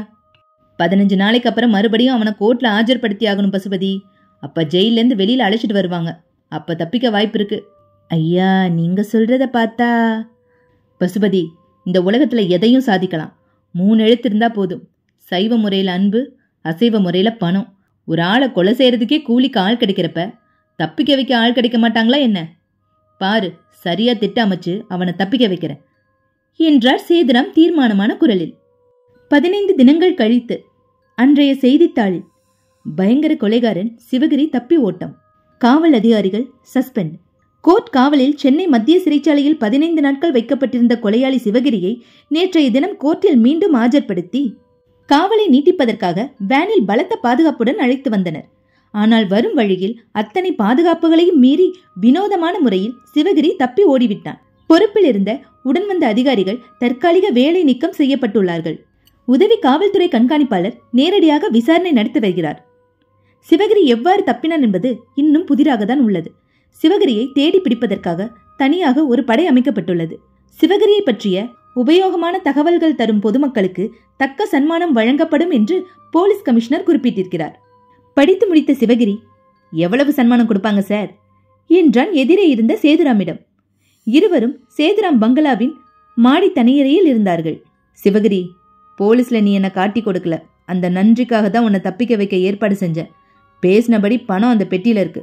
நீ எப்ப புறப்படுற என்றார் சேதுராம். எல்லா செய்தித்தாளையும் என் புகைப்படம் போட்டிருக்காங்க. தொலைக்காட்சியில வேற காட்டுவாங்க. சென்னையை விட்டு வெளியில போற அத்தனை எல்லைகள்லையும் எல்லா வாகனத்தையும் நிறுத்தி சோதனை போடுறாங்க. பஸ் ஸ்டாண்டு, ரயில்வே ஸ்டேஷன், இப்படி எல்லா இடத்துலையுமே சீருடை இல்லாம காவல்காரங்க சுத்திட்டு இருப்பாங்க. நான் வீதியில கால் வச்ச அடுத்த நிமிஷமே மாட்டிப்பேன் என்றான் சிவகிரி. அதுக்கு என்ன செய்யணும்னு சொல்ற? இந்த வீட்லயே நீ இருக்கிறது அதை விட பெரிய ஆபத்து. லேசா ஏதாவது ஒரு வகையில சந்தேகம் வந்து இங்க வந்துட்டா உன்னோட சேர்த்து நானும் தொலைஞ்சேன். 2 நாள் மட்டும் அடைக்கலம் கொடுங்க, கெடுபிடி குறைஞ்சிரும். நான் என் அடையாளங்களை மாத்திக்கிட்டு போயிடுறேன். நீ இந்த அறையை விட்டு வெளியில வரவே கூடாது. வெளிப்பக்கம் நான் பூட்டிப்பேன். வேலைக்கு சாப்பாடு வரும், சாப்பிட்டுட்டு தூங்கு. ஒருவேளை போலீஸ் வீட்டுக்குள்ள வந்துட்டா நான் கதவுல 3 தடவை சமிங்கியா தட்டுவேன். நீ உடனே ஜன்னல் வழியா குதிச்சு தப்பிச்சிடு. சரியா? சரி சார். அறையை விட்டு வெளிவந்த சேதுராம் பூட்டு சாவியை தன் பாக்கெட்டில் வைத்துக்கொண்டு, பசுபதி, சமையல்காரனை, வேலைக்காரனை எல்லாத்தையும் 4-5 நாள் விடுமுறையில போக சொல்லிடு. நீ மட்டும் இருந்தா போது என்னோட, புரிஞ்சுதா என்றார். புரியுது சார் என்றான் பசுபதி. மாடியை விட்டு கீழே இறங்கி வந்தபோது தொலைபேசி ஒலித்தது. பசுபதி எடுத்து பேசி பிறகு இவர் வாங்கி கொண்டார். ஹலோ, நான் சேதுராம் பேசுறேன். வணக்கம் சார், என் பேர் மூர்த்தி. நான் ஒரு பத்திரிக்கைக்காரன். இன்னைக்கு பேப்பர்ல உங்க பேர்ல ஒரு அறக்கட்டளை துவங்கி அதன் மூலமா இலக்கிய தொண்டு செய்யறதாவும், கதை போட்டி, கவிதை போட்டி வச்சு பரிசு கொடுக்க போறதாவும் செய்தி வெளியிட்டு இருந்தீங்க இல்லையா? ஆமா, சொல்லுங்க. அது சம்பந்தமா உங்ககிட்ட ஒரு பேட்டி காண விரும்புறேன். இல்ல, வேணாங்க. தயவு செஞ்சு மறுக்காதீங்க சார். நீங்க நேரம் சொன்னா நான் வீட்டுக்கு வரேன். எனக்கு விலாசம் தெரியும். வேணாம், வீட்டுக்கு வர வேணாம். சரி, நீங்க எங்க வர சொல்றீங்களோ வரேன். விட மாட்டீங்க போல இருக்கே. போட் கிளப்ல நான் உறுப்பினர். சாயங்காலம் 7 மணிக்கு அங்க இருப்பேன். வாங்க பேசலாம். ரொம்ப நன்றி சார் என்று எதிர்முனையில் போனை வைத்தான் மூர்த்தி. அந்த மருந்து கடைக்காரருக்கு 2 ரூபாய் கொடுத்து கொண்டே, சௌக்கியமா சார் என்றான். நாட்டுல ஜெயில இருந்து திடீர்னு கைதிகள்லாம் தப்பிக்கிறாங்களாம், பயமா இருக்கு என்றார் கடைக்காரர் சிரித்து கொண்டே. படிச்சேன், சிவகிரி தப்பிச்சதை தானே சொல்றீங்க? ஆமா, 3 வருஷத்துக்கு முன்னாடியே 2 கொலை செஞ்சவனாமே. அப்படித்தான் படிச்ச நினைவு. 3 வருஷமா அவனை பிடிக்க முடியல பாருங்க. இப்ப கூட பொதுமக்கள் கூடி அமுக்கி பிடிச்சாங்க. இவங்க பாருங்க எவ்வளவு பொறுப்பு இல்லாம தப்ப விட்டுருக்காங்க. பிடிச்சிடுவாங்க, கவலைப்படாதீங்க. ஆட்டோ சங்கரை பிடிக்கலையா? மூர்த்தி தன் சைக்கிளில் புறப்பட்டான். இரவு 7 மணிக்கு அடையாறு போட் கிளப்பிற்கு வந்தான் மூர்த்தி. காவல்காரனிடம் விஷயத்தை சொல்லி அனுமதி பெற்று உள்ளே வந்தான். கட்டிடத்தின் உள்ளே சிலர் பில்லியர்ட்ஸ் விளையாடி கொண்டிருக்க, பலர் சீட்டு கட்டு விளையாடி கொண்டிருந்தார்கள். ஒரு உதவியாளனிடம் மூர்த்தி விவரம் சொல்லி அனுப்ப சற்று நேரத்தில் சேதுராம் தன் வேட்டியை தூக்கி மடித்தபடி அவனிடம் வந்தார். வா தம்பி, அப்படி உட்காரலாம். புல்வெளியில் போடப்பட்டிருந்த மேசைக்கு அழைத்துச் சென்றார். 2 காஃபி சொல்லி அனுப்பிவிட்டு, எந்த பத்திரிக்கை என்றார். மூர்த்தி விவரித்தான். சரி, என்ன கேட்கணுமோ கேளு என்றதும் நோட்டு புத்தகம் எடுத்து விரித்து வைத்து பாக்கெட்டுகளில் தடவி தேடி பார்த்து, வர்ற வழியில என் பேனா தவறிடுச்சு என்று தயங்க சேதுராம் தனது பேனாவை எடுத்து கொடுத்து, தங்க நிப்பு, 340 ரூபாய் இந்த பேனா, ரொம்ப அழுத்தாம எழுதுப்பா என்றார். மூர்த்தி அந்த அறக்கட்டளை தொடர்பான கேள்விகளை கேட்க துவங்கினான். நிதானமாக, சாமர்த்தியமாக ஒவ்வொரு கேள்விக்கும் பதில் சொன்னார் சேதுராம். பேட்டியை முடித்துக்கொண்டு, உங்களை அப்படியே ஒரு புகைப்படம் எடுத்துக்கிறேன் சார் என்றான் மூர்த்தி. சேதுராம் தனது ஜிப்பாவில் கழற்றி விட்டிருந்த மேல் பட்டனை போட்டுக்கொண்டு விரல்களால் பின்னந்தலையில் சீவி விட்டுக் கொண்டு உதடுகளை ஈரப்படுத்தி கொண்டார். மூர்த்தி 7 அடி தள்ளி நின்று பிளாஷ் பொருத்தி தன் கேமராவில் அவரை 3-4 கோணங்களில் புகைப்படம் எடுத்துக்கொண்டான். ரொம்ப நன்றி சார். இந்த பேட்டி வெளியானதும் அந்த இதழோட நான் உங்களை வந்து பார்க்கிறேன். கைக்குலுக்கி விடை பெற்று கேமராவையும் நோட்டு புத்தகத்தையும் தனது ஜோல்னா பைக்குள் வைத்துக்கொண்டு புறப்பட்டான் மூர்த்தி. சைக்கிளில் தேனாம்பேட்டை வந்த மூர்த்தி ஒரு உடுப்பி ஹோட்டலில் இட்லியும் தோசையும் சாப்பிட்டு காஃபி குடித்தான். இரவு மணி 9 தாண்டி இருந்தது. கல்லாவில் பில்லை கொடுத்து பணத்தை கொடுத்துவிட்டு வாசலுக்கு வந்தான். வானத்தில் ஒரு நட்சத்திரத்தை கூட காணோம். மழை வருவதற்கான சாத்தியம் தெரிந்தது. ஓட்டல் அருகில் இருந்த பெட்டி கடையில் ஒரு பீடா வாங்கி வாயில் போட்டுக்கொண்டான். அன்றைய தினம் வந்திருந்த புதிய பத்திரிகை ஒன்றை வாங்கி அங்கேயே பிரித்து புரட்ட துவங்கினான். சார், ஒரு நிமிஷம் பேனா கொடுங்க. கடைக்காரன் கேட்டதும் சட்டை பாக்கெட்டிலிருந்து எடுத்து கொடுத்துவிட்டு பிறகுதான் யோசித்தான். அட, இது சேதுராம் பேனா. கடன் வாங்கி எழுதிட்டு திருப்பி கொடுக்காம பாக்கெட்ல வச்சுட்டு வந்துட்டேனே. தங்க நிப்புன்னு வேற சொன்னாரே, என்னை பத்தி மட்டமா நினைக்க மாட்டாரு. கடைக்காரன் எழுதி முடித்ததும் பேனாவை திரும்பி வாங்கிக் கொண்டு அடையாறு போட் கிளப்புக்கு மீண்டும் சைக்கிளில் புறப்பட்டான் மூர்த்தி. வந்து விசாரித்த போது வீட்டிற்கு சென்று விட்டதாக தகவல் சொன்னார்கள். சேதுராமின் வீடு லஸ் முனையில் இருக்கிறது. தெரியும், சற்று தூரம்தான். ஆனாலும் கொண்டு சென்று கொடுத்து விடுவதுதான் மரியாதை. மூர்த்தி சேதுராமின் வீட்டை நோக்கி சைக்கிளில் மிதிக்க துவங்கினான். வீட்டிற்கு வந்ததும், நீ வீட்டுக்கு போகலாம் என்று டிரைவரை அனுப்பி வைத்துவிட்டு அழைப்பு மணியை அழுத்தினார் சேதுராம். சில வினாடிகளில் கதவை திறந்தான் பசுபதி. கார் வர்ற சத்தம் கூடவா கேட்கல? தயாரா கதவை திறக்க வேணாம். மன்னிச்சிடுங்கயா, தூங்கிட்டேன் என்றான் பசுபதி. உள்ளே வந்த சேதுராம், எதுவும் பிரச்சனை எல்லாம் இல்லையே என்றார். இல்லையா. மேல சாப்பாடு கொண்டு போய் கொடுத்தியா? கொடுத்தேன். பிராந்தி கேட்டான். கொடுத்தியா? உங்களை கேட்டுக்கிட்டு தான் கொடுப்பேன்னு சொன்னேன். பரவாயில்ல, கொடுத்துடு. ஐயா, நம்ம கிட்ட விஸ்கி தான் இருக்கு, பிராந்தி வாங்கணும். வாங்கிட்டு வந்து கொடு. எவ்வளவு பெரிய காரியம் பண்ணியிருக்கான் நமக்காக. சேதுராம் சட்டை பாக்கெட்டிலிருந்து 100 ரூபாய் நோட்டொன்றை எடுத்து அவனிடம் கொடுத்தார். சரிங்கய்யா. பசுபதி வெளியே சென்றான். சேதுராம் மாடி அறைக்கு வந்து சாவியை போட்டு கதவை திறந்து உள்ளே வந்தார். கன்னங்களில் கையை தாங்கி தொலைக்காட்சியில் சினிமா பார்த்து கொண்டிருந்த சிவகிரி எழுந்து கொண்டான். உட்காரு சிவகிரி, நிலைமை எப்படி இருக்குன்னு விசாரிச்சேன். போலீஸோட கெடுபடி இன்னும் அதிகரிச்சிருக்கு. பரவாயில்ல சார், இன்னைக்கு ராத்திரி நான் புறப்படுறேன். ஒட்டுதாடியெல்லாம் தயார் செஞ்சாச்சு. எப்படி போவ? எங்க போவ? இவர்கள் மாடியில் பேசிக் கொண்டிருக்கும் போது அந்த வீட்டின் வாசல் கதவு திறந்தே இருந்ததால் தயக்கத்துடன் உள்ளே வந்து சார் என்று குரல் கொடுத்தான் மூர்த்தி. மாடியில் இருந்த அவர்களுக்கு அவன் குரல் கேட்கவில்லை. மூர்த்தி அங்கிருந்த சோஃபாவில் ஒரு நிமிடம் அமர்ந்தார். மாடியிலிருந்து லேசான பேச்சு குரல்கள் வருவதை கேட்க முடிந்தது. வீட்டில் வேறு யாரும் இருப்பதாக தெரியவில்லை. மாடிக்கே செல்வது முறையாக இருக்குமா என்று தெரியவில்லை. மூர்த்தி குழம்பினான். ஐயோ, என்ன காப்பாத்துங்க என்று திடீரென்று ஒரு பெண் குரல் மாடியிலிருந்து சன்னமாக கேட்க பதறிப்போன மூர்த்தி விடுவிடுவென்று படிகளில் ஏறினான். ஏறி வந்த பிறகுதான் அது உள்ளே அறைக்குள் சினிமாவிலிருந்து வந்த சத்தம் என்று புரிந்தது. திரும்பி கீழே போய் அமர்ந்து கொண்டு காத்திருக்கலாம் என்று படிகளில் இறங்க எத்தனித்த போது அறைக்குள் இருந்த சேதுராமின் குரல் தெளிவாக கேட்டது. நீ ரொம்ப எச்சரிக்கையா இருக்கணும் சிவகிரி. சிவகிரி என்ற பெயரை கேட்டதும் கேள்விக்குறியுடன் நெற்றியை சுருக்கி நின்றான் மூர்த்தி. தப்பி ஓடின குற்றவாளி என்று 2 தினங்களாக செய்தித்தாள்களில் அடிபடுகிறதே சிவகிரி என்ற அந்த பெயர். சார், தப்பு செய்யறதுல மட்டும் இல்ல, தப்பிக்கிறதுலையும் நான் சாமர்த்தியசாலி என்றான் சிவகிரி.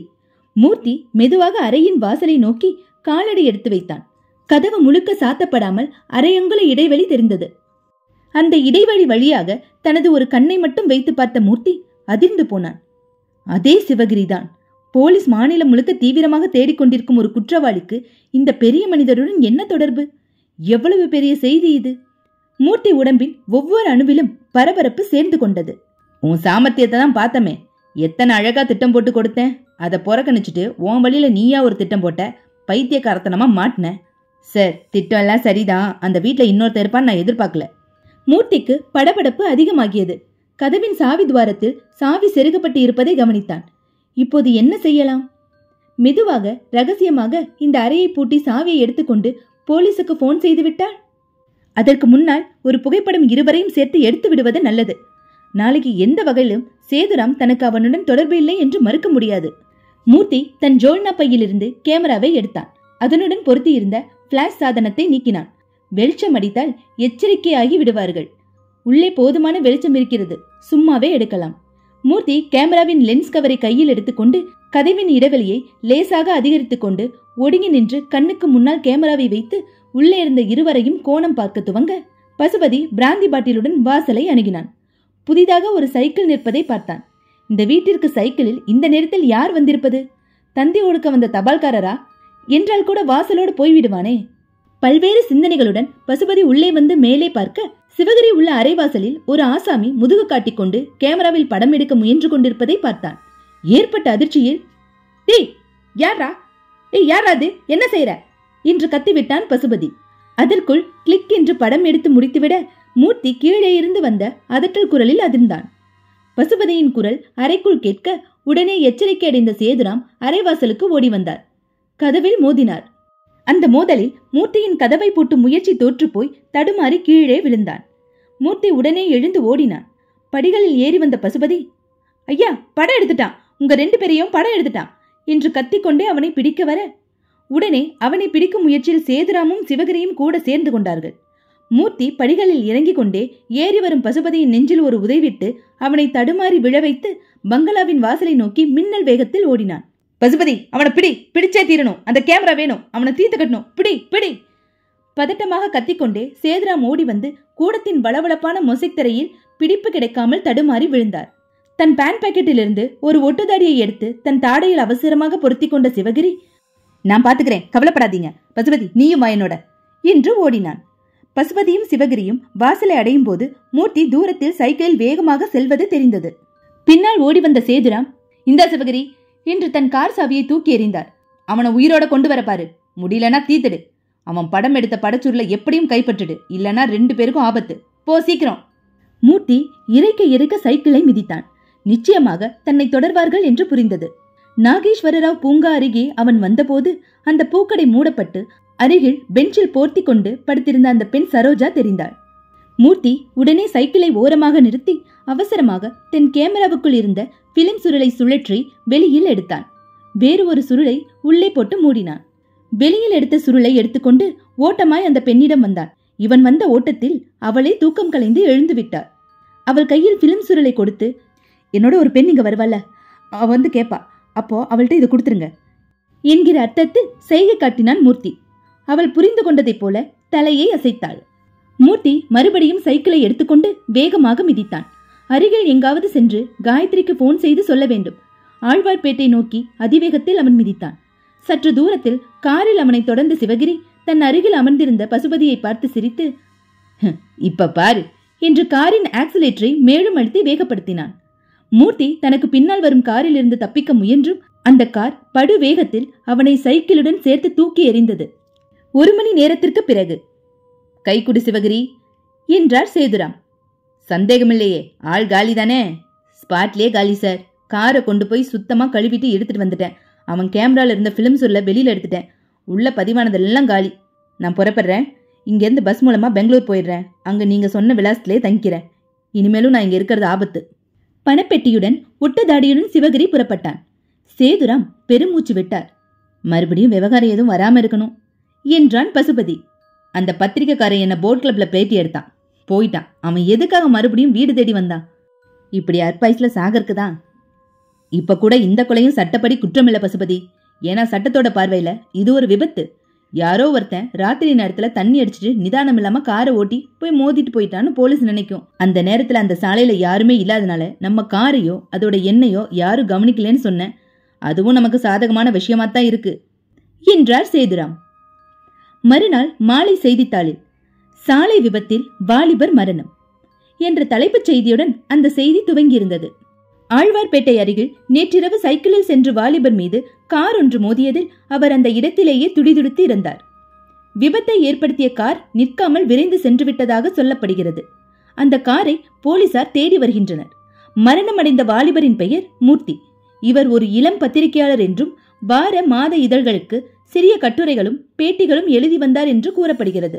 இவரது மணிப்பர்சில் இருந்த விலாசத்தை வைத்து தகவல் தெரிவிக்கப்பட்டு இவரது காதலி காயத்ரி அரசாங்க ஆஸ்பத்திரிக்கு வந்து அழுத காட்சி மனதை உழுக்குவதாக இருந்தது.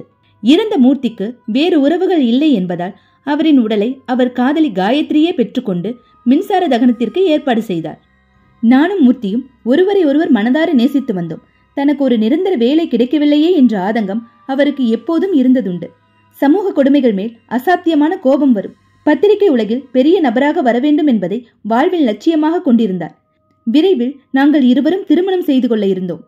இந்த சூழ்நிலையில் விதி எங்கள் வாழ்வில் விளையாடிவிட்டது என்று காயத்ரி கண்ணீர் மல்க நம் நிருபரிடம் தெரிவித்தார். செய்திக்கு அருகில் மூர்த்தியின் புகைப்படமும் வெளியிடப்பட்டிருந்தது. முழங்கால்களை கட்டிக்கொண்டு அமர்ந்த ஜன்னல் வழியாக வெளியே வெறித்து பார்த்து கொண்டிருந்த காயத்ரியின் தோளில் மெதுவாக கை வைத்தார் அவள் அப்பா. திரும்பி பார்த்த அவள் உதடுகள் துடிக்க பொங்கி அழுது அவரின் கைகளில் தன் முகத்தை புதைத்துக் கொண்டாள். அவள் தலையை ஆறுதலாக வருடியபடி, உனக்கு என்ன ஆறுதல் சொல்றதுன்னு எனக்கு தெரியலம்மா. காலந்தான் உன் மனசை தேத்தணும் என்றார். எவ்வளவு கனவு கண்டோம் தெரியுமாப்பா. அவருக்குள்ள எத்தனை ஆசைகள் தெரியுமா. சாக வேண்டிய வயசா இது. ஏன் இப்படி ஆச்சு? நாங்க யாருக்கு என்ன கெடுதல் செஞ்சோம்? காயத்ரி அழாத, அமைதியா இரு. மறுநாள் காலையில் காயத்ரி அமைதியாக புறப்பட்டாள். எங்கம்மா புறப்பட்ட? நாங்க வழக்கமா சந்திக்கிற நாகேஸ்வரராவ் பூங்கா வரைக்கும் போயிட்டு வந்துடுறேன்ப்பா. வேணாமா, அங்க போனா உனக்கு துக்கம் இன்னும் அதிகமாகும். என்ன தடுக்காதீங்கப்பா, எனக்கு ஆறுதலா இருக்கும்னு தோணுது. அப்படின்னா போயிட்டு வாமா. காயத்ரி ஒரு ஆட்டோ அமர்த்தி கொண்டு பூங்கா வந்தாள். வழக்கமாக அவளும் மூர்த்தியும் அமரும் அந்த சிமெண்ட் பெஞ்சுக்கு வந்து அமர்ந்தாள். இதே இடத்தில் எத்தனை மாலைகள், எத்தனை வார்த்தைகள் மனம் விட்டு பேசியிருக்கிறோம். எங்கள் நெருக்கம் படிப்படியாக வளர்ந்ததே இந்த இடத்தில்தான். இதோ இங்கே என் அருகில் அவர் அமர்ந்திருப்பார். இப்போது இல்லை. என்ன மாயையான வாழ்க்கை! உணர்வுகள் அழிவதில்லை, ஆனால் உருவங்கள் அழிந்து போய்விடுகின்றனவே. எண்ணம் என்பதும் நினைவு என்பதும் பல சந்தர்ப்பங்களில் அவஸ்தை. புத்தகத்தை கிழித்தி போடுவதற்கு வாய்ப்பிருப்பது போல நினைவு என்னும் புத்தகத்தில் சில பக்கங்களை ஒழிப்பதற்கான வாய்ப்பு இருந்தால் வேதனை என்பதே கிடையாதே. பூக்கடைக்காரி சரோஜா அருகாமை டீ கடையில் பன்னும் டீயும் சாப்பிட்டுவிட்டு தன் கடைக்கு திரும்பும் போது உள்ளே பூங்காவிற்குள் காயத்ரி அமர்ந்திருப்பதை பார்த்தாள். முந்தா நாள் இரவு தன்னை உறக்கத்திலிருந்து எழுப்பி இவளின் காதலன் ஒரு பொருளை இவளிடம் ஒப்படைக்கச் சொன்னானே, இவள் விலாசம் தெரியாதே என்று கவலைப்பட்டேனே. நல்ல வேளையாக பார்த்துவிட்டேன். சரோஜா தனது சிறிய மரப்பெட்டிக்குள் பத்திரமாக ஒரு காகிதத்தில் சுருட்டி வைத்திருந்த அந்த பிலிம் சுருளை எடுத்துக்கொண்டு சின்ன பையனை கடையை பார்த்து கொள்ள சொல்லிவிட்டு உள்ளே அவளை நோக்கி நடந்தாள். காயத்ரி அருகில் வந்து ஒலி எழுப்பி கவனத்தை கலைத்து அதை நீட்டினாள். என்ன இது? காயத்ரி கேட்டபடி பிரித்து பார்த்தாள். பிலிம் சுருள். புரியாமல் அவளையே பார்த்தாள். யார் கொடுத்தது? எதுக்காக என்கிட்ட கொடுக்கிற? நடந்ததை சரோஜா சைகையில் விளக்க முயன்றாள். ஆனால் காயத்ரிக்கு எதுவும் புரியவில்லை. சரோஜா தன் கொண்டையிலிருந்து ஊசியை எடுத்துக்கொண்டு மணலில் எழுதி காட்டினாள். உங்கள் காதலர் உங்களிடம் கொடுக்க சொல்லி என்னிடம் கொடுத்தார். காயத்ரிக்கு இன்னும் கேள்விகள் இருந்தன. அவளும் கீழே அமர்ந்து அந்த எழுத்துக்களை கையால் அழித்துவிட்டு எழுதி கேட்டாள். எப்போது? முந்தா நாள் இரவு. எத்தனை மணி இருக்கும்?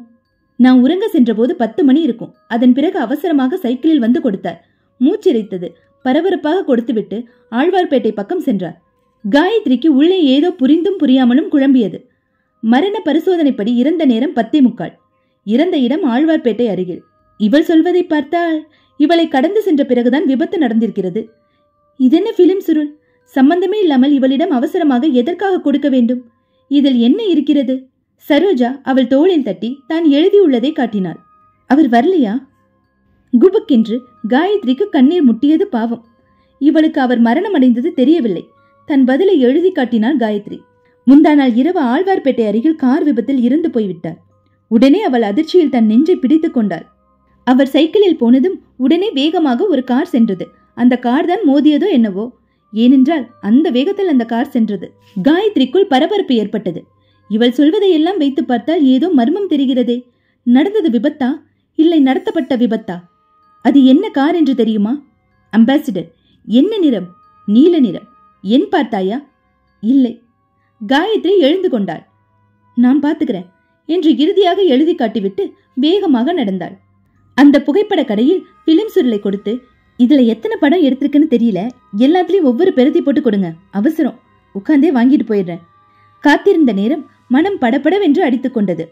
அரை மணி நேரம் கழித்து அவளுக்கு டெவலப் செய்யப்பட்ட நெகட்டிவ் பட்டையும் புகைப்படங்களும் தரப்பட்டன. 7 படம் தாங்க எடுத்திருக்காங்க, 7ஐயும் போட்டு கொடுத்திருக்கேன் என்றார். பணம் கொடுத்துவிட்டு அங்கேயே ஓரமாக இருந்த நாற்காலியில் அமர்ந்து அந்த கருப்பு வெள்ளை புகைப்படங்களை ஒவ்வொன்றாக பார்க்க துவங்கினாள். கிளி ஜோதிடம் சொல்பவன் ஒருவன் கிளிப்பெட்டியுடன் மரத்தடியில் அமர்ந்திருந்தான். சாலையில் குரங்காட்டி ஒரு குச்சி பிடிக்க ஒரு குரங்கு அதை தாண்டி கொண்டிருந்தது. வியர்க்க வியர்க்க ஒரு முதியவர் கைவண்டியை மேட்டை நோக்கி இழுத்து கொண்டிருந்தார். சேதுராம் கை காட்டி நேர்முகத்தில் சிரித்தார். சேதுராம் பக்கவாட்டு தோற்றத்தில் இருந்தார். சேதுராம் கையை அசைத்து பேசும் நிலையில் இருந்தார். சேதுராமும் சிவகரியும் அருகருகில் நின்று பேசிக் கொண்டிருந்தார்கள். காயத்ரிக்கு சேதுராமையும் தெரியாது, சிவகரி புகைப்படமும் நினைவில்லை. கிளி ஜோதிடம், குரங்கு, முதியவர், இந்த 3 படங்களையும் புரிந்து கொள்ள முடிந்தது. மூர்த்தி பலமுறை சொல்லியிருக்கிறார். தயாராய் வைத்திருப்பாராம் கேமராவை. கண்ணில் ரசனையான ஒரு காட்சிப்பட்டால் உடனே படம் எடுத்து விடுவாராம். அப்படித்தான் முதல் 3 புகைப்படங்களையும் எடுத்திருக்கிறார். 4, 5, 6 புகைப்படங்களில் ஒரு பெரிய மனிதர் புல்வெளி பின்னணியில் தெரிகிறார். அதே நபர் வேறு ஒருவனுடன் ஒரு வீட்டு அறைக்குள் பேசிக் கொண்டிருக்கிறார். யார் இவர்? யாருடன் பேசிக் கொண்டிருக்கிறார்? இந்த புகைப்படங்களின் முக்கியத்துவம் என்ன? இதை ஏன் அவசர அவசரமாக பூக்காரியிடம் கொடுத்தார்? காரில் ஏன் துரத்தினார்கள்? இந்த புகைப்படங்களுக்காகவா? காயத்ரி அந்த புகைப்பட கடை இளைஞனிடம் பெரிய மனிதனின் புகைப்படத்தை காட்டி, இவர் யாருன்னு தெரியுமா சார் என்றாள். அவன் வாங்கி பார்த்துவிட்டு, இவரை தெரியாதாமா? தொழிலதிபர் சேதுராம் என்றான். சேதுராம் என்றதும் அவளுக்கு புரிந்தது. போலீசில் மூர்த்தியின் உடைமைகளை எல்லாம் ஒப்படைத்த போது அவற்றில் ஒரு நோட்டு புத்தகம் இருந்தது. அதில் தொழிலதிபர் சேதுராமுடன் பேட்டி என்று தலைப்பிட்டு கேள்விகளும் பதில்களும் அவசர கையெழுத்தில் எழுதி வைத்திருந்தார். அதில் தேதி கூட போட்டிருந்தார். இறந்த அதே நாள். ஆக தொழிலதிபர் சேதுராமை பேட்டி கண்டுள்ளார், புகைப்படமும் எடுத்துள்ளார். சரி, இதில் என்ன பிரச்சனை இருக்கிறது? சேதுராமும் சிவகிரியும் உள்ள புகைப்படத்தை காட்டி, இவர் கூட இருக்கிறது யாருன்னு தெரியுதா சார்? என்னம்மா எல்லாம் என்னையே கேக்குறீங்க? நானா எடுத்தேன், இவர் யாருன்னு எனக்கு தெரியலையம்மா. சேதுராம் வீடு எங்க இருக்கு? லஸ்முனையில இருக்கு, பெரிய பங்களா, யாரை கேட்டாலும் சொல்லுவாங்க. நன்றி சார். அந்த கடையிலிருந்து வெளியே வந்தாள் காயத்ரி. அந்த புகைப்படங்களை தன் அப்பாவிடம் காட்டி விசாரிக்க வேண்டும், மேற்கொண்டு என்ன செய்வது என்று கேட்க வேண்டும் என்று நினைத்தாள். வீட்டிற்கு செல்ல தீர்மானித்த போதுதான் அப்பா ஜாம் வாங்கி வர சொன்னது நினைவுக்கு வந்தது. ஒரு ரொட்டி கடை சென்று ஜாம் கேட்டாள். செய்தித்தாளில் சுற்றி கட்டி கொடுத்தான் கடைக்காரன். வாங்கி கொண்டு ஆட்டோ பிடித்து அமர்ந்து கொண்டு ஜாமை கைப்பைக்குள் வைக்க எத்தனித்த போதுதான் ஜாமை சுற்றின செய்தித்தாளில் அந்த புகைப்படத்தை பார்த்தாள். தப்பிச் சென்ற கொலை குற்றவாளி சிவகிரியை பற்றி காவல்துறைக்கு தகவல் தெரிவிப்பவர்களுக்கு தக்க அன்பளிப்பு உண்டு என்று செய்தி குறிப்புடன் வெளியாகியிருந்த சிவகிரியின் படத்தை பார்த்தாள். உற்று பார்த்தாள். அவசரமாக தான் பிரிண்ட் போட்டு வாங்கின புகைப்படத்தில் சேதுராமனுடன் உள்ளவனை அருகில் வைத்து ஒப்பிட்டு பார்த்தாள். அதிர்ந்து போனாள். சந்தேகமே இல்லை, சேதுராமுடன் நின்று பேசிக் கொண்டிருப்பவன் கொலைகாரன் சிவகிரியேதான். அப்படியானால் இப்போது அவள் மனதில் எழுந்த கேள்விகளுக்கெல்லாம் வரிசையாக விடைகள் கிடைப்பது போல் இருந்தது. பேட்டிக்காக சேதுராம் வீட்டிற்கு அன்றைய தினம் மூர்த்தி சென்றிருக்க வேண்டும். வீட்டு தோட்டத்தில் வைத்து பேட்டி கண்டிருக்க வேண்டும். புகைப்படங்கள் எடுத்திருக்க வேண்டும். அதன் பிறகு புறப்பட்டு மீண்டும் ஏதோ காரணமாக திரும்பி சென்றிருக்க வேண்டும்.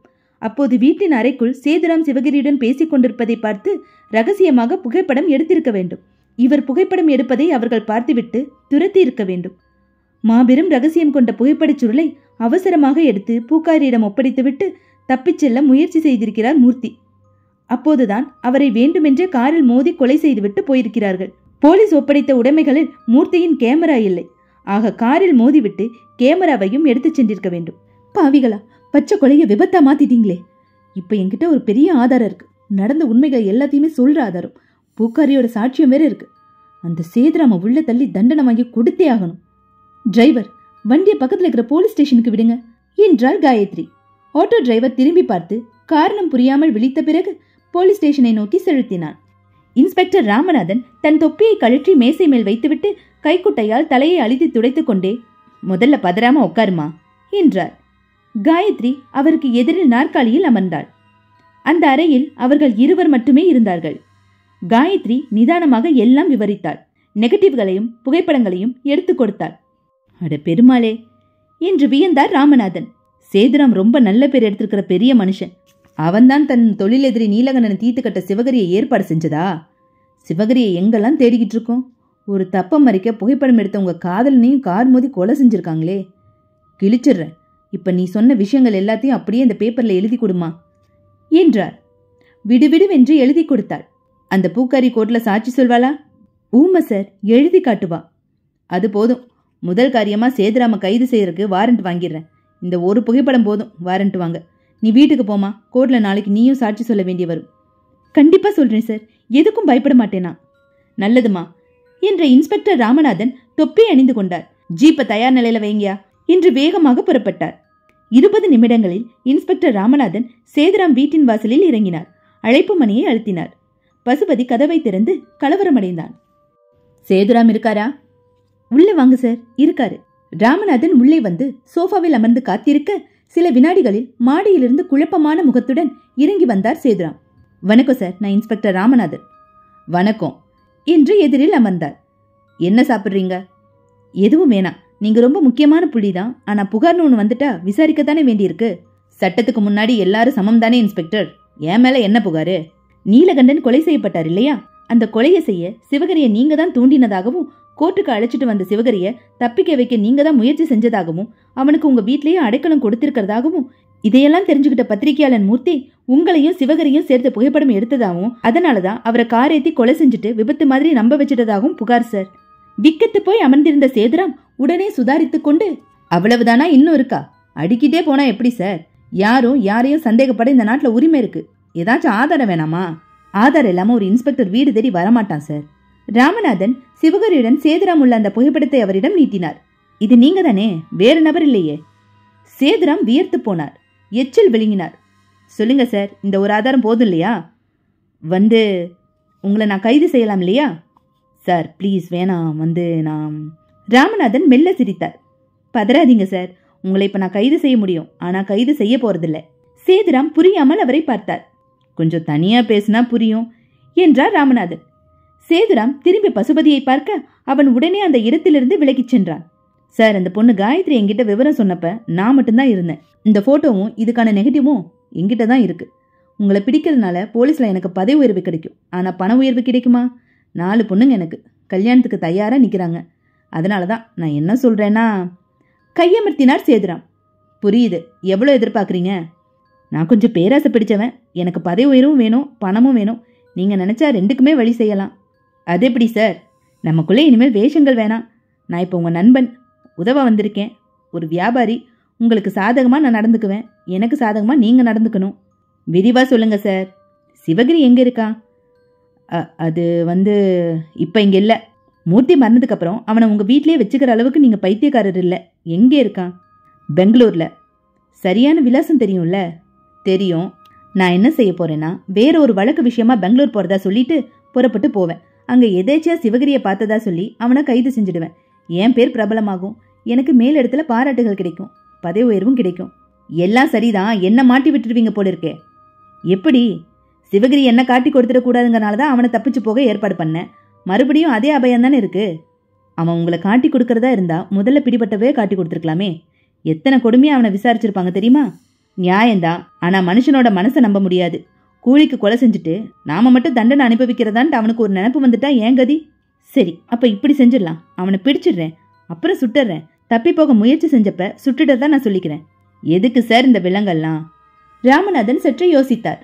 சரி, அந்த பிரச்சனையே வேண்டான்னு சொல்றீங்களா? இந்த மூர்த்தி சமாச்சாரம் மட்டும் பேசலாமா? சொல்லுங்க. எவ்வளவு தரீங்க? போட்டோ நெகட்டிவ் 2ம் தந்துடுறேன். அந்த பொண்ணை நான் சமாளிச்சுக்கிறேன். 5 லட்சம். ரொம்ப கம்மி. ஒரு கல்யாணம் தான் பண்ணி வைக்க முடியும். 20 லட்சம் கேக்குறீங்களா? 3 கொடுத்துடுங்க. சரி, கட்டிக்கிறேன். சரி என்று கை நீட்டினார் சேதுராம். நீட்டின கையை பற்றி குலுக்கினார் ராமநாதன். 2 தினங்கள் கழித்து அந்த போலீஸ் ஸ்டேஷன் வாசலில் ஸ்கூட்டரை நிறுத்தி வேகமாக இறங்கினார் காயத்ரி. உள்ளே வந்தாள். இன்ஸ்பெக்டர் சாரை பார்க்கணும். சில நிமிடங்கள் காத்திருப்புக்கு பிறகு அறைக்குள் அனுமதிக்கப்பட்டாள். வாமா, உட்காரு என்றார் ராமநாதன் புன்னகையுடன். நானும் 2 நாளா சேதுராம கைது செய்த விவரம் வரும்னு செய்தித்தாளை பார்த்துக்கிட்டே இருக்கேன். ஒரு செய்தியும் காணோம். அன்னைக்கு எவ்வளவு வீராப்பா பொறுப்பட்டீங்க. இருமா, முதல்ல நிதானமா உட்காரு. எதுக்காக சேதுராம கைது செய்ய சொல்ற? அவர் மேல தப்பு எதுவும் இருக்கிறதா தெரியலையேமா. விசாரிச்சிட்டனே. தப்பு எதுவும் இல்லையா? அப்பட்டமா ஆதாரம் கொண்டு வந்து கொடுத்தேன். அதை விட வேற என்ன நிரூபணம் வேணும்? அம்மா, நீ சில புகைப்படங்களை கொடுத்த, அதுல என்ன நிரூபணமாகுது? ஒண்ணுமே இல்லையே. மூர்த்தி அவரை போட் கிளப்ல வச்சு பேட்டி எடுத்திருக்கான். அப்ப எடுத்த புகைப்படங்கள் தான் அது. மூர்த்தி தன்னை புகைப்படம் எடுத்தத அவர் மறுக்கலையே. சிவகிரி சேதுராமோட சேர்ந்து நிக்கிற புகைப்படத்துக்கு அர்த்தம் என்ன சார்? என்னம்மா புதுசா சொல்ற? எந்த சிவகிரி? என்ன சார் இப்படி கேக்குறீங்க? தப்பி ஓடின கைதி சிவகிரி சார். ஆமா, தப்பி ஓடிட்டான். அவனை படு தீவிரமா தேடிட்டு இருக்கோமே. அவனுக்கும் சேதுராமுக்கு என்ன சம்பந்தம்? காயத்ரிக்கு பைத்தியம் பிடித்து விடும் போல் இருந்தது. 2 பேரும் சேர்ந்து நின்று பேசிட்டு இருக்க மாதிரி ஒரு புகைப்படம் உங்கள்கிட்ட நான் கொடுத்தனே சார். என்னம்மா விளையாடுறியா? சேதுராம் எவ்வளவு பெரிய ஆளு. அவருக்கும் ஒரு கைதிக்கும் என்ன சம்பந்தம் இருக்க முடியும்? உன் காதலன் மூர்த்தியோட மரணத்துக்கு சேதுராம் காரணமா இருக்கலாமோன்னு சந்தேகப்படுறதா என்கிட்ட சொன்ன. மூர்த்தி எடுத்த சில புகைப்படங்களை என்கிட்ட தந்த. கிளிஜோசியம், குரங்காட்டி, வண்டிக்காரர் புகைப்படங்களை தவிர சேதுராமோட 3 புகைப்படங்களை தந்த. நான் விசாரிக்கிறேன்னு சொன்னேன். விசாரிச்சேன். இப்ப என்ன புதுசா குழப்பற? உங்களுக்கு என்ன சார் ஆச்சு? நான் உங்ககிட்ட மொத்தம் 7 புகைப்படங்களும் அதுக்கான நெகட்டிவ்லும் கொடுத்தேன் சார். அந்த 7வது புகைப்படம் தான் ரொம்ப ரொம்ப முக்கியமானது, மகத்தான ஆதாரம். இப்ப ஏதோ குழப்பமா பேசுறீங்களே. ராமநாதன் தன் மேசை இழுப்பறையை திறந்து 6 புகைப்படங்களையும் அவற்றுக்கான நெகட்டிவ்களையும் எடுத்து போட்டார். இதோ இருக்குமா நீ கொடுத்தது? அப்படியே தான் வச்சிருக்கேன். நீ வேணா எண்ணி பார்த்துக்க. காயத்ரி அவசரமாக எண்ணி பார்த்தாள். 6 தான் இருந்தது. ஒவ்வொரு புகைப்படமாக பார்த்தாள். அந்த 7வது புகைப்படம் மட்டும் இல்லை. நெகட்டிவ் பட்டையிலும் அந்த 7வது படத்திற்கான நெகட்டிவ் மட்டும் கத்தரிக்கப்பட்டிருப்பது தெரிந்தது. சார், முக்கியமான அந்த ஆதாரம் நீங்க வேணுக்குனே எடுத்து மறைச்சிட்டீங்க. வளராதம்மா. அன்னைக்கு நான் எழுதி கொடுத்த புகார் எடுங்க சார். அதுல கூட 7 படங்கள் தான் எழுதியிருக்கேன். பூக்காரி சரோஜா பத்தி, சிவகிரி பத்தி எல்லாமே எழுதியிருக்கேன். ராமநாதன் தன் நாற்காலியை விட்டு எழுந்தார். புகார் எப்பமா எழுதி கொடுத்த? வாய் வார்த்தையா சொன்னேன். கவனிக்கிறேன்னு சொன்னேன். போலீஸ் ஸ்டேஷன்ல புகார் கொடுத்தா அதை ஒரு பிரதியில கையெழுத்து போட்டு கொடுப்பாங்க. வச்சிருக்கியா? ஏதேதோ உளறிட்டு இருக்கியே. புறப்படுமா, எனக்கு நிறைய வேலை இருக்கு. தான் சுத்தமாக ஏமாற்றப்பட்டு விட்டதை உணர்ந்தாள் காயத்ரி. இதே இன்ஸ்பெக்டர் அன்னைக்கு அத்தனை ஆவேசமா பேசினாரே, எப்படி மாறினாரு? யார் மாத்தினாங்க? அந்த சேதுராம் இவரை விலைக்கு வாங்கிட்டானா? எவ்வளவு முக்கியமான ஆதாரம். இப்படி சுலபமா கோட்டை விட்டுட்டேனே. காவல்துறையை நம்பாம வேற யாரு நம்புறது? நீதி கிடைக்கும்னு எண்ணித்தானே இங்க வந்தேன். காயத்ரிக்கு வெடித்து கொண்டு அழுகையும் மாத்திரமும் வந்தது. எவ்வளவு வாங்குனீங்க இன்ஸ்பெக்டர்? என்னது என்று நிமிர்ந்தார். அந்த ஆதாரத்தை சேதுராம் கிட்ட எவ்வளவு விலை பேசி வித்தீங்கன்னு கேட்டேன். எந்த ஆதாரம்? இதோ பாருமா, போலீஸ்காரங்கிட்ட விளையாட்டு பண்ணிட்டு நிக்காத, போயிடு, அப்புறம் நான் மரியாதையை குறைக்க வேண்டி வரும். மேசை மீது இருந்த 6 புகைப்படங்களையும் உரையிலிட்ட நெகட்டிவ்களையும் விருற்றென்று எடுத்துக்கொண்டு வேகமாக வெளியேறினாள் காயத்ரி. காயத்ரி நேராக கமிஷனர் அலுவலகத்திற்கு வந்தாள். ஒரு துண்டு காகிதத்தில் கைதி சிவகிரி பற்றி தகவல் சொல்ல வேண்டும், அவசரம் என்று எழுதி கொடுத்து அனுப்பினாள். 3வது நிமிடமே அவளை கமிஷனர் உள்ளே அழைத்தார். காயத்ரி முதலில் தன்னை அறிமுகப்படுத்திக் கொண்டாள். பிறகு நடந்தவற்றை தெளிவாக விரிவாக விளக்கினாள். இன்ஸ்பெக்டர் ராமநாதன் தன்னை ஏமாற்றி விட்டதை எடுத்துச் சொன்னார். கமிஷனர் சற்று நேரம் அமைதியாக இருந்தார். தப்பு செஞ்சிட்டியேமா, நீ நேரா என்கிட்ட வந்திருக்கணும். அந்த இன்ஸ்பெக்டர் இப்படி செய்வார் நான் எதிர்பார்க்கலையே சார். சரி, இப்ப நீ சொன்னதெல்லாம் நான் எப்படி நம்புறது? நிஜமாவே நீ 6 படங்கள் மட்டும் கொடுத்திருக்கலாமே. சேதுராம் மேல உனக்கு உள்ள ஏதோ ஒரு விரோதம் காரணமா அவரை உன் காதலனோட மரணத்துல சம்பந்தப்படுத்த நினைக்கிறேன்னு நான் உன்னை சந்தேகப்பட வாய்ப்பு இருக்கு இல்லையா? சார், நான் சொன்னது அத்தனையும் சத்தியம். அம்மா, சட்டத்துக்கு சத்தியம் தேவையில்லை, சாட்சியம் தான் தேவை. சார், நாகேஸ்வர் ராவ் பூங்கா வாசல்ல அந்த பூக்காரி இருக்கா. எனக்கு 7 படம் பிரிண்ட் போட்டு கொடுத்த போட்டோ ஸ்டுடியோ விசாரிங்க சார். கமிஷனர் உள்தொலைபேசி மூலம் பேசின சில வினாடிகளில் சாதாரண உடையில் இருந்த ஒரு இன்ஸ்பெக்டர் உள்ளே வந்து சல்யூட் அடித்தார். கமிஷனர் அவரிடம், இந்த பெண்ணை அழைச்சிட்டு போங்க, ஒரு பூக்காரியை காட்டுவாங்க, அவளை விசாரிங்க, அப்புறம் ஒரு போட்டோ ஸ்டுடியோல விசாரிங்க என்று விவரங்கள் சொன்னார். திரும்பி காயத்ரியை பார்த்து, இவரோட போயிட்டு வாங்கம்மா. சேதுராம் ஒரு முக்கிய பிரமுகர். திடுதிப்புன்னு நீங்க வந்து சொன்னதுக்காக ஒரு நடவடிக்கையை நாங்க எடுத்துட முடியாது. நீங்க சொல்றதுல உண்மை இருக்கான்னு தெரிஞ்சுக்கிட்டு அதுக்கப்புறம் யோசிக்கிறோம் என்றார். காயத்ரி எழுந்து கொண்டாள். 1 மணி நேரத்திற்கு பிறகு அந்த இன்ஸ்பெக்டரும் காயத்ரியும் மீண்டும் கமிஷனர் அறைக்கு வந்தார்கள். இவங்க சொன்னபடி அங்க சரோஜான்னு ஒரு செவிட்டு ஊம பூக்காரி இருக்கா. அவங்க சொன்னபடி மூர்த்தி அவசரமா அந்த புகைப்பட சொல்ல கொடுத்துட்டு போனதா சொல்லுது. போட்டோ ஸ்டுடியோல 7 படங்கள் போட்டு தந்ததா சொல்றான். அந்த 7வது படத்துல சேதுராம் யாரோ ஒருத்தரோட பேசிட்டு இருந்ததாகவும் அதை யாருன்னு தனக்கு தெரியாதுன்னு சொன்னான் சார். கமிஷனர் தனது மேவாயை தடவிக்கொண்டே யோசித்தார். தொலைபேசி எடுத்து இன்ஸ்பெக்டர் ராமநாதனை தொடர்பு கொண்டார். இங்க காயத்ரின்னு ஒரு பொண்ணு வந்து உங்க மேல புகார் கொடுத்திருக்காங்க இன்ஸ்பெக்டர். விவரம் என்ன? சார், அந்த பொண்ணுக்கு தன் காதலன் விபத்துல இறந்ததுல அதிர்ச்சி ஏற்பட்டு ஏதோ குழம்பி போயிருக்குன்னு நினைக்கிறேன். என்கிட்ட மூர்த்தி எடுத்துதான் 6 படங்களை கொடுத்தது. அதுல 3 சேதுராம் படங்கள். அதனால அவரை விசாரிக்க சொன்னுச்சு. நானும் போய் விசாரிச்சேன். அன்றைய தினம் போட் கிளப்ல வச்சு மூர்த்தி அவரை பேட்டி எடுத்து புகைப்படமும் எடுத்திருக்கான். அவ்வளவுதான்.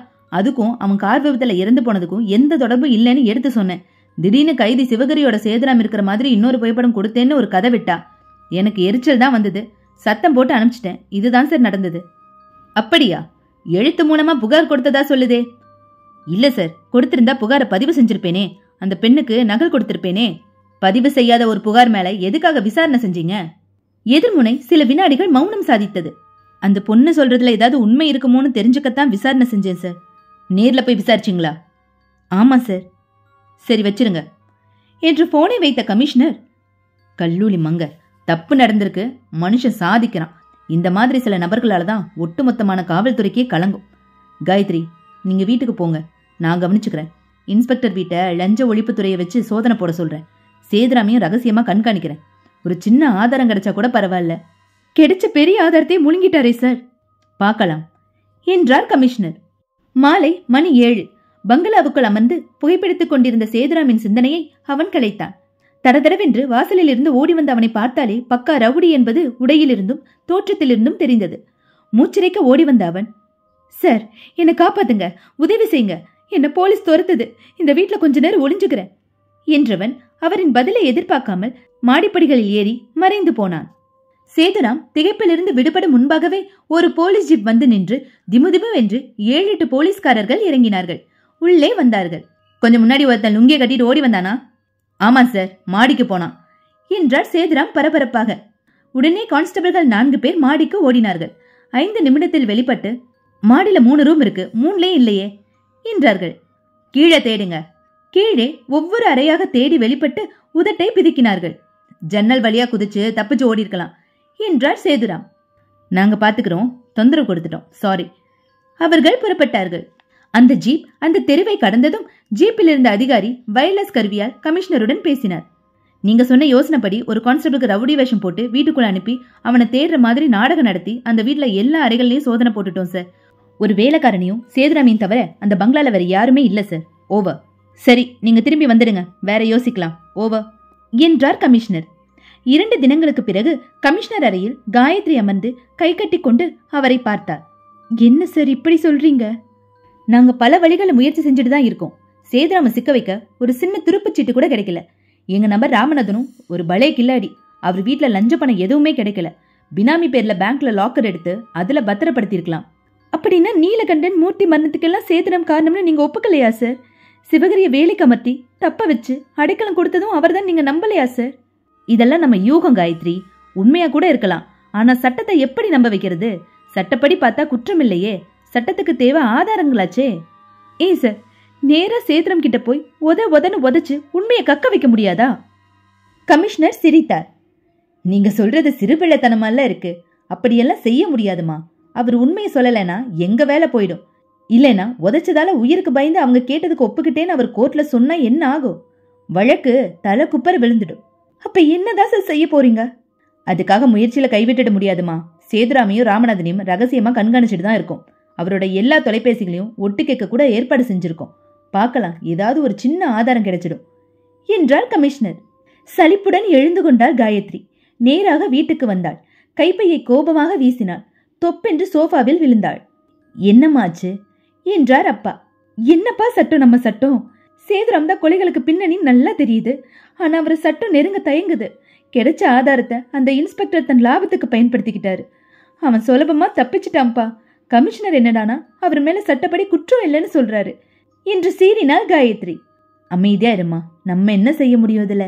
காயத்ரி அமைதியானாள். விட்டத்தை வெறித்தாள். மூர்த்தியின் அப்பாவித்தனமான முகம் மனதில் உலா வந்தது. தன் வாழ்க்கையின் ஆசைகள், கனவுகள், லட்சியங்கள் பற்றி அவன் ஆர்வமாக சொன்னவை காதருகில் ஒலித்தன. ஒரு மாபெரும் உண்மையடைய படம் எடுத்ததற்காக உங்களுக்கு மரண தண்டனையா? எத்தனை பெரிய கொடுமை! அந்த தண்டனை விதித்தவனை நெருங்க சட்டம் பயப்படுகிறது. இது அதைவிட கொடுமை. சட்டப்படி குற்றமில்லை என்றால் யாரும் எந்த தப்பையும் சாமர்த்தியமாக செய்யலாமா? முடிவில்லாமல் அவளுக்குள் யோசனை தொடர்ந்தது. சேதுராம் அந்த மாலையில் தனது தோட்ட புல்வெளியில் அமர்ந்து தன் கம்பெனியின் கோப்புகளை பார்த்து கொண்டிருந்த போது தொலைபேசி அழைத்தது. எடுத்து, ஹலோ, சேதுராம் பேசுறேன் என்றார். பாரத் நிறுவனத்திலிருந்து பேசுறோம். எங்க நிறுவனத்துல ஒரு புதிய சாதனம் தயாரிக்கிறோம். அதாவது கோல்ட் ஸ்பாட், லிம்கா இந்த மாதிரி பானங்களை நீங்க வீட்லயே தயாரிக்கிற வகையில செய்யற சாதனம். விலை ரொம்ப குறைவு. நகரத்துல பிரபலமான முக்கிய புள்ளிகள்ல நீங்களும் ஒருத்தர். எங்க விற்பனை உங்களை மாதிரி பெரிய நபர்கள் கிட்ட துவங்கினா அதை காட்டி நிறைய விற்பனை செய்ய முடியும். அதெல்லாம் எதுக்குமா எனக்கு? வீட்டுக்கு 10 பேர் விருந்தினர் வந்துட்டாங்கன்னா 5 நிமிஷத்துல அவங்களுக்கு ஒரு குளிர்பானம் தயாரிக்க முடியும் சார். நீங்க வாங்குறத பத்தி அப்புறம் யோசிக்கலாம். முதல்ல எங்க சாதனத்தோட செயல்முறை விளக்கம் சொல்ல அனுமதிக்க முடியுமா? ஒரு நேரம் சொன்னா எங்க விற்பனை நபர் உங்க வீட்டுக்கு சாதனத்தோட வருவாங்க. எப்படி செயல்படுதுன்னு செஞ்சு காட்டுவாங்க. உங்களுக்கு திருப்தியா இருந்தா, பிடிச்சிருந்தா மட்டும் வாங்கினா போதும். நான் ரொம்ப பரபரப்பா உள்ளவம்மா. பகல்ல என்ன பிடிக்கவே முடியாது. ராத்திரியா இருந்தா கூட பிரச்சனை இல்லை சார். இப்ப நீங்க ஓய்வா இருந்தா கூட 1/2 மணி நேரத்துல நாங்க அனுப்பி வைக்கிறோம் சார். விட மாட்டீங்க போல இருக்கே. ஒரு 8 மணிக்கு அனுப்பி வைங்க. ரொம்ப நன்றி சார். உங்க விலாசம் தெரியும், அனுப்பி வைக்கிறேன். ஒத்துழைப்புக்கு மறுபடியும் நன்றி சார். சேதுராம் தொலைபேசியை வைத்துவிட்டு மறுபடியும் கோப்புகளை பார்க்க துவங்கினார். 1/2 மணி நேரம் கழித்து லேசாக தூறல் போடவே எழுந்து பங்களாவுக்குள் வந்தார். கோப்புகளை கொண்டு வந்து கூடத்தில் அவர் முன்வைத்த பசுபதி, நான் வீட்டுக்கு போலாமா ஐயா என்றான். போயிட்டு வா என்றார். பசுபதி சென்ற 1/4 மணி நேரம் கழித்து பங்களாவின் அழைப்பு மணி ஒலித்தது. சேதுராம் சென்று கதவை திறந்தார். பேண்ட் சட்டை அணிந்த, பொன்னிற கூந்தலுடன் கண்ணாடி அணிந்த அந்த ஆங்கிலோ இந்திய இளம்பெண் கையில் ஒரு அட்டை பெட்டியுடன் புன்னகைத்தாள். நான் பாரத் நிறுவனத்திலேருந்து வர்றேன். என் பேர் மேரி. உங்களுக்கு போன் செஞ்சு நீங்க வர சொன்னதுனால வந்தேன் என்றார். ஆமா, வாங்க. அவள் உள்ளே வந்து அமர்ந்து அந்த அட்டை பெட்டியை பிரித்தாள். உள்ளிருந்த அந்த சாதனத்தை எடுத்தாள். விளக்க துவங்கினாள். இதுல கார்பன் டை ஆக்சைடு கியாஸ் வரும். எந்த ரசனைக்கும் மூலப்பொருள் இருக்கு. உங்களுக்கு இப்ப என்ன வகை பானம் வேணும்னு சொல்லுங்க, தயாரிச்சு காண்பிக்கிறேன். தம்ஸ் அப் என்றார் சேதுராம். அவள் ஒரு பாட்டிலில் தண்ணீரை ஊற்றி மூலப்பொருள் கலந்து சாதனத்தில் வைத்து அழுத்தி கியாஸ் கலந்து ஒரே நிமிடத்தில் தயாரித்து நீட்டினாள். குடிச்சு பாருங்க. சேதுராம் குடித்து பார்த்துவிட்டு, அதே சுவையா இருக்கே என்று ஆச்சரியப்பட்டார். அவள் மேலும் விளக்கங்கள் சொல்லிவிட்டு எல்லாவற்றையும் அட்டை பெட்டிக்குள் எடுத்து வைத்துக்கொண்டு, உங்க வீட்டுக்கு ஒன்று அனுப்பி வைக்கலாமா சார்? நாளைக்கு வாங்க, செக் தரேன், அதுக்கப்புறம் தரலாம் என்றார் சேதுராம். ரொம்ப நன்றி சார் என்று எழுந்து கொண்ட அந்த பெண் திடீரென்று தனது பேண்ட் பாக்கெட்டிலிருந்து அந்த துப்பாக்கியை எடுத்து நீட்டினாள். சேதுராம் அதிர்ந்து போனார். யார் நீ? நான் தான், நீ இரக்கம் இல்லாம கொலை செஞ்சியே மூர்த்தி, அவரோட காதலி காயத்ரி. சட்டம் உன்னை எதுவும் செய்ய முடியாம நீ சாமர்த்தியமா தப்பிச்சிருக்கலாம், எல்லாரையும் விலைக்கு வாங்கியிருக்கலாம். ஆனா நான் உன்னை சும்மா விடுறதா இல்ல. இல்ல விளையாடாத, சொன்னா கேளு. உன்னை இப்ப நான் சுடுறதுக்கு ஒரே வினாடி போதும். வேணாம், சுட்டுடாத, நடுங்கினார் சேதுராம். லேசாக மயக்கமே வந்தது. நான் உன்னை சுடக்கூடாதுன்னா நீ ஒரே ஒரு காரியம் செய்யணும். செய்யறேன், எது வேணாலும் செய்யறேன், பதறினார். தன் பாக்கெட்டில் இருந்து ஒரு வெள்ளை காகிதத்தை எடுத்து அவர் முன் போட்டார்.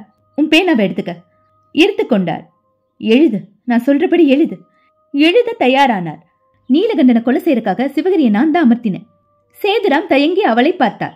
இப்ப எழுத போறியா, சுடட்டுமா என்று துப்பாக்கி அவர் நெஞ்சுக்கு நேராக பிடித்தார். சுட்டுடாத, எழுதுறேன்.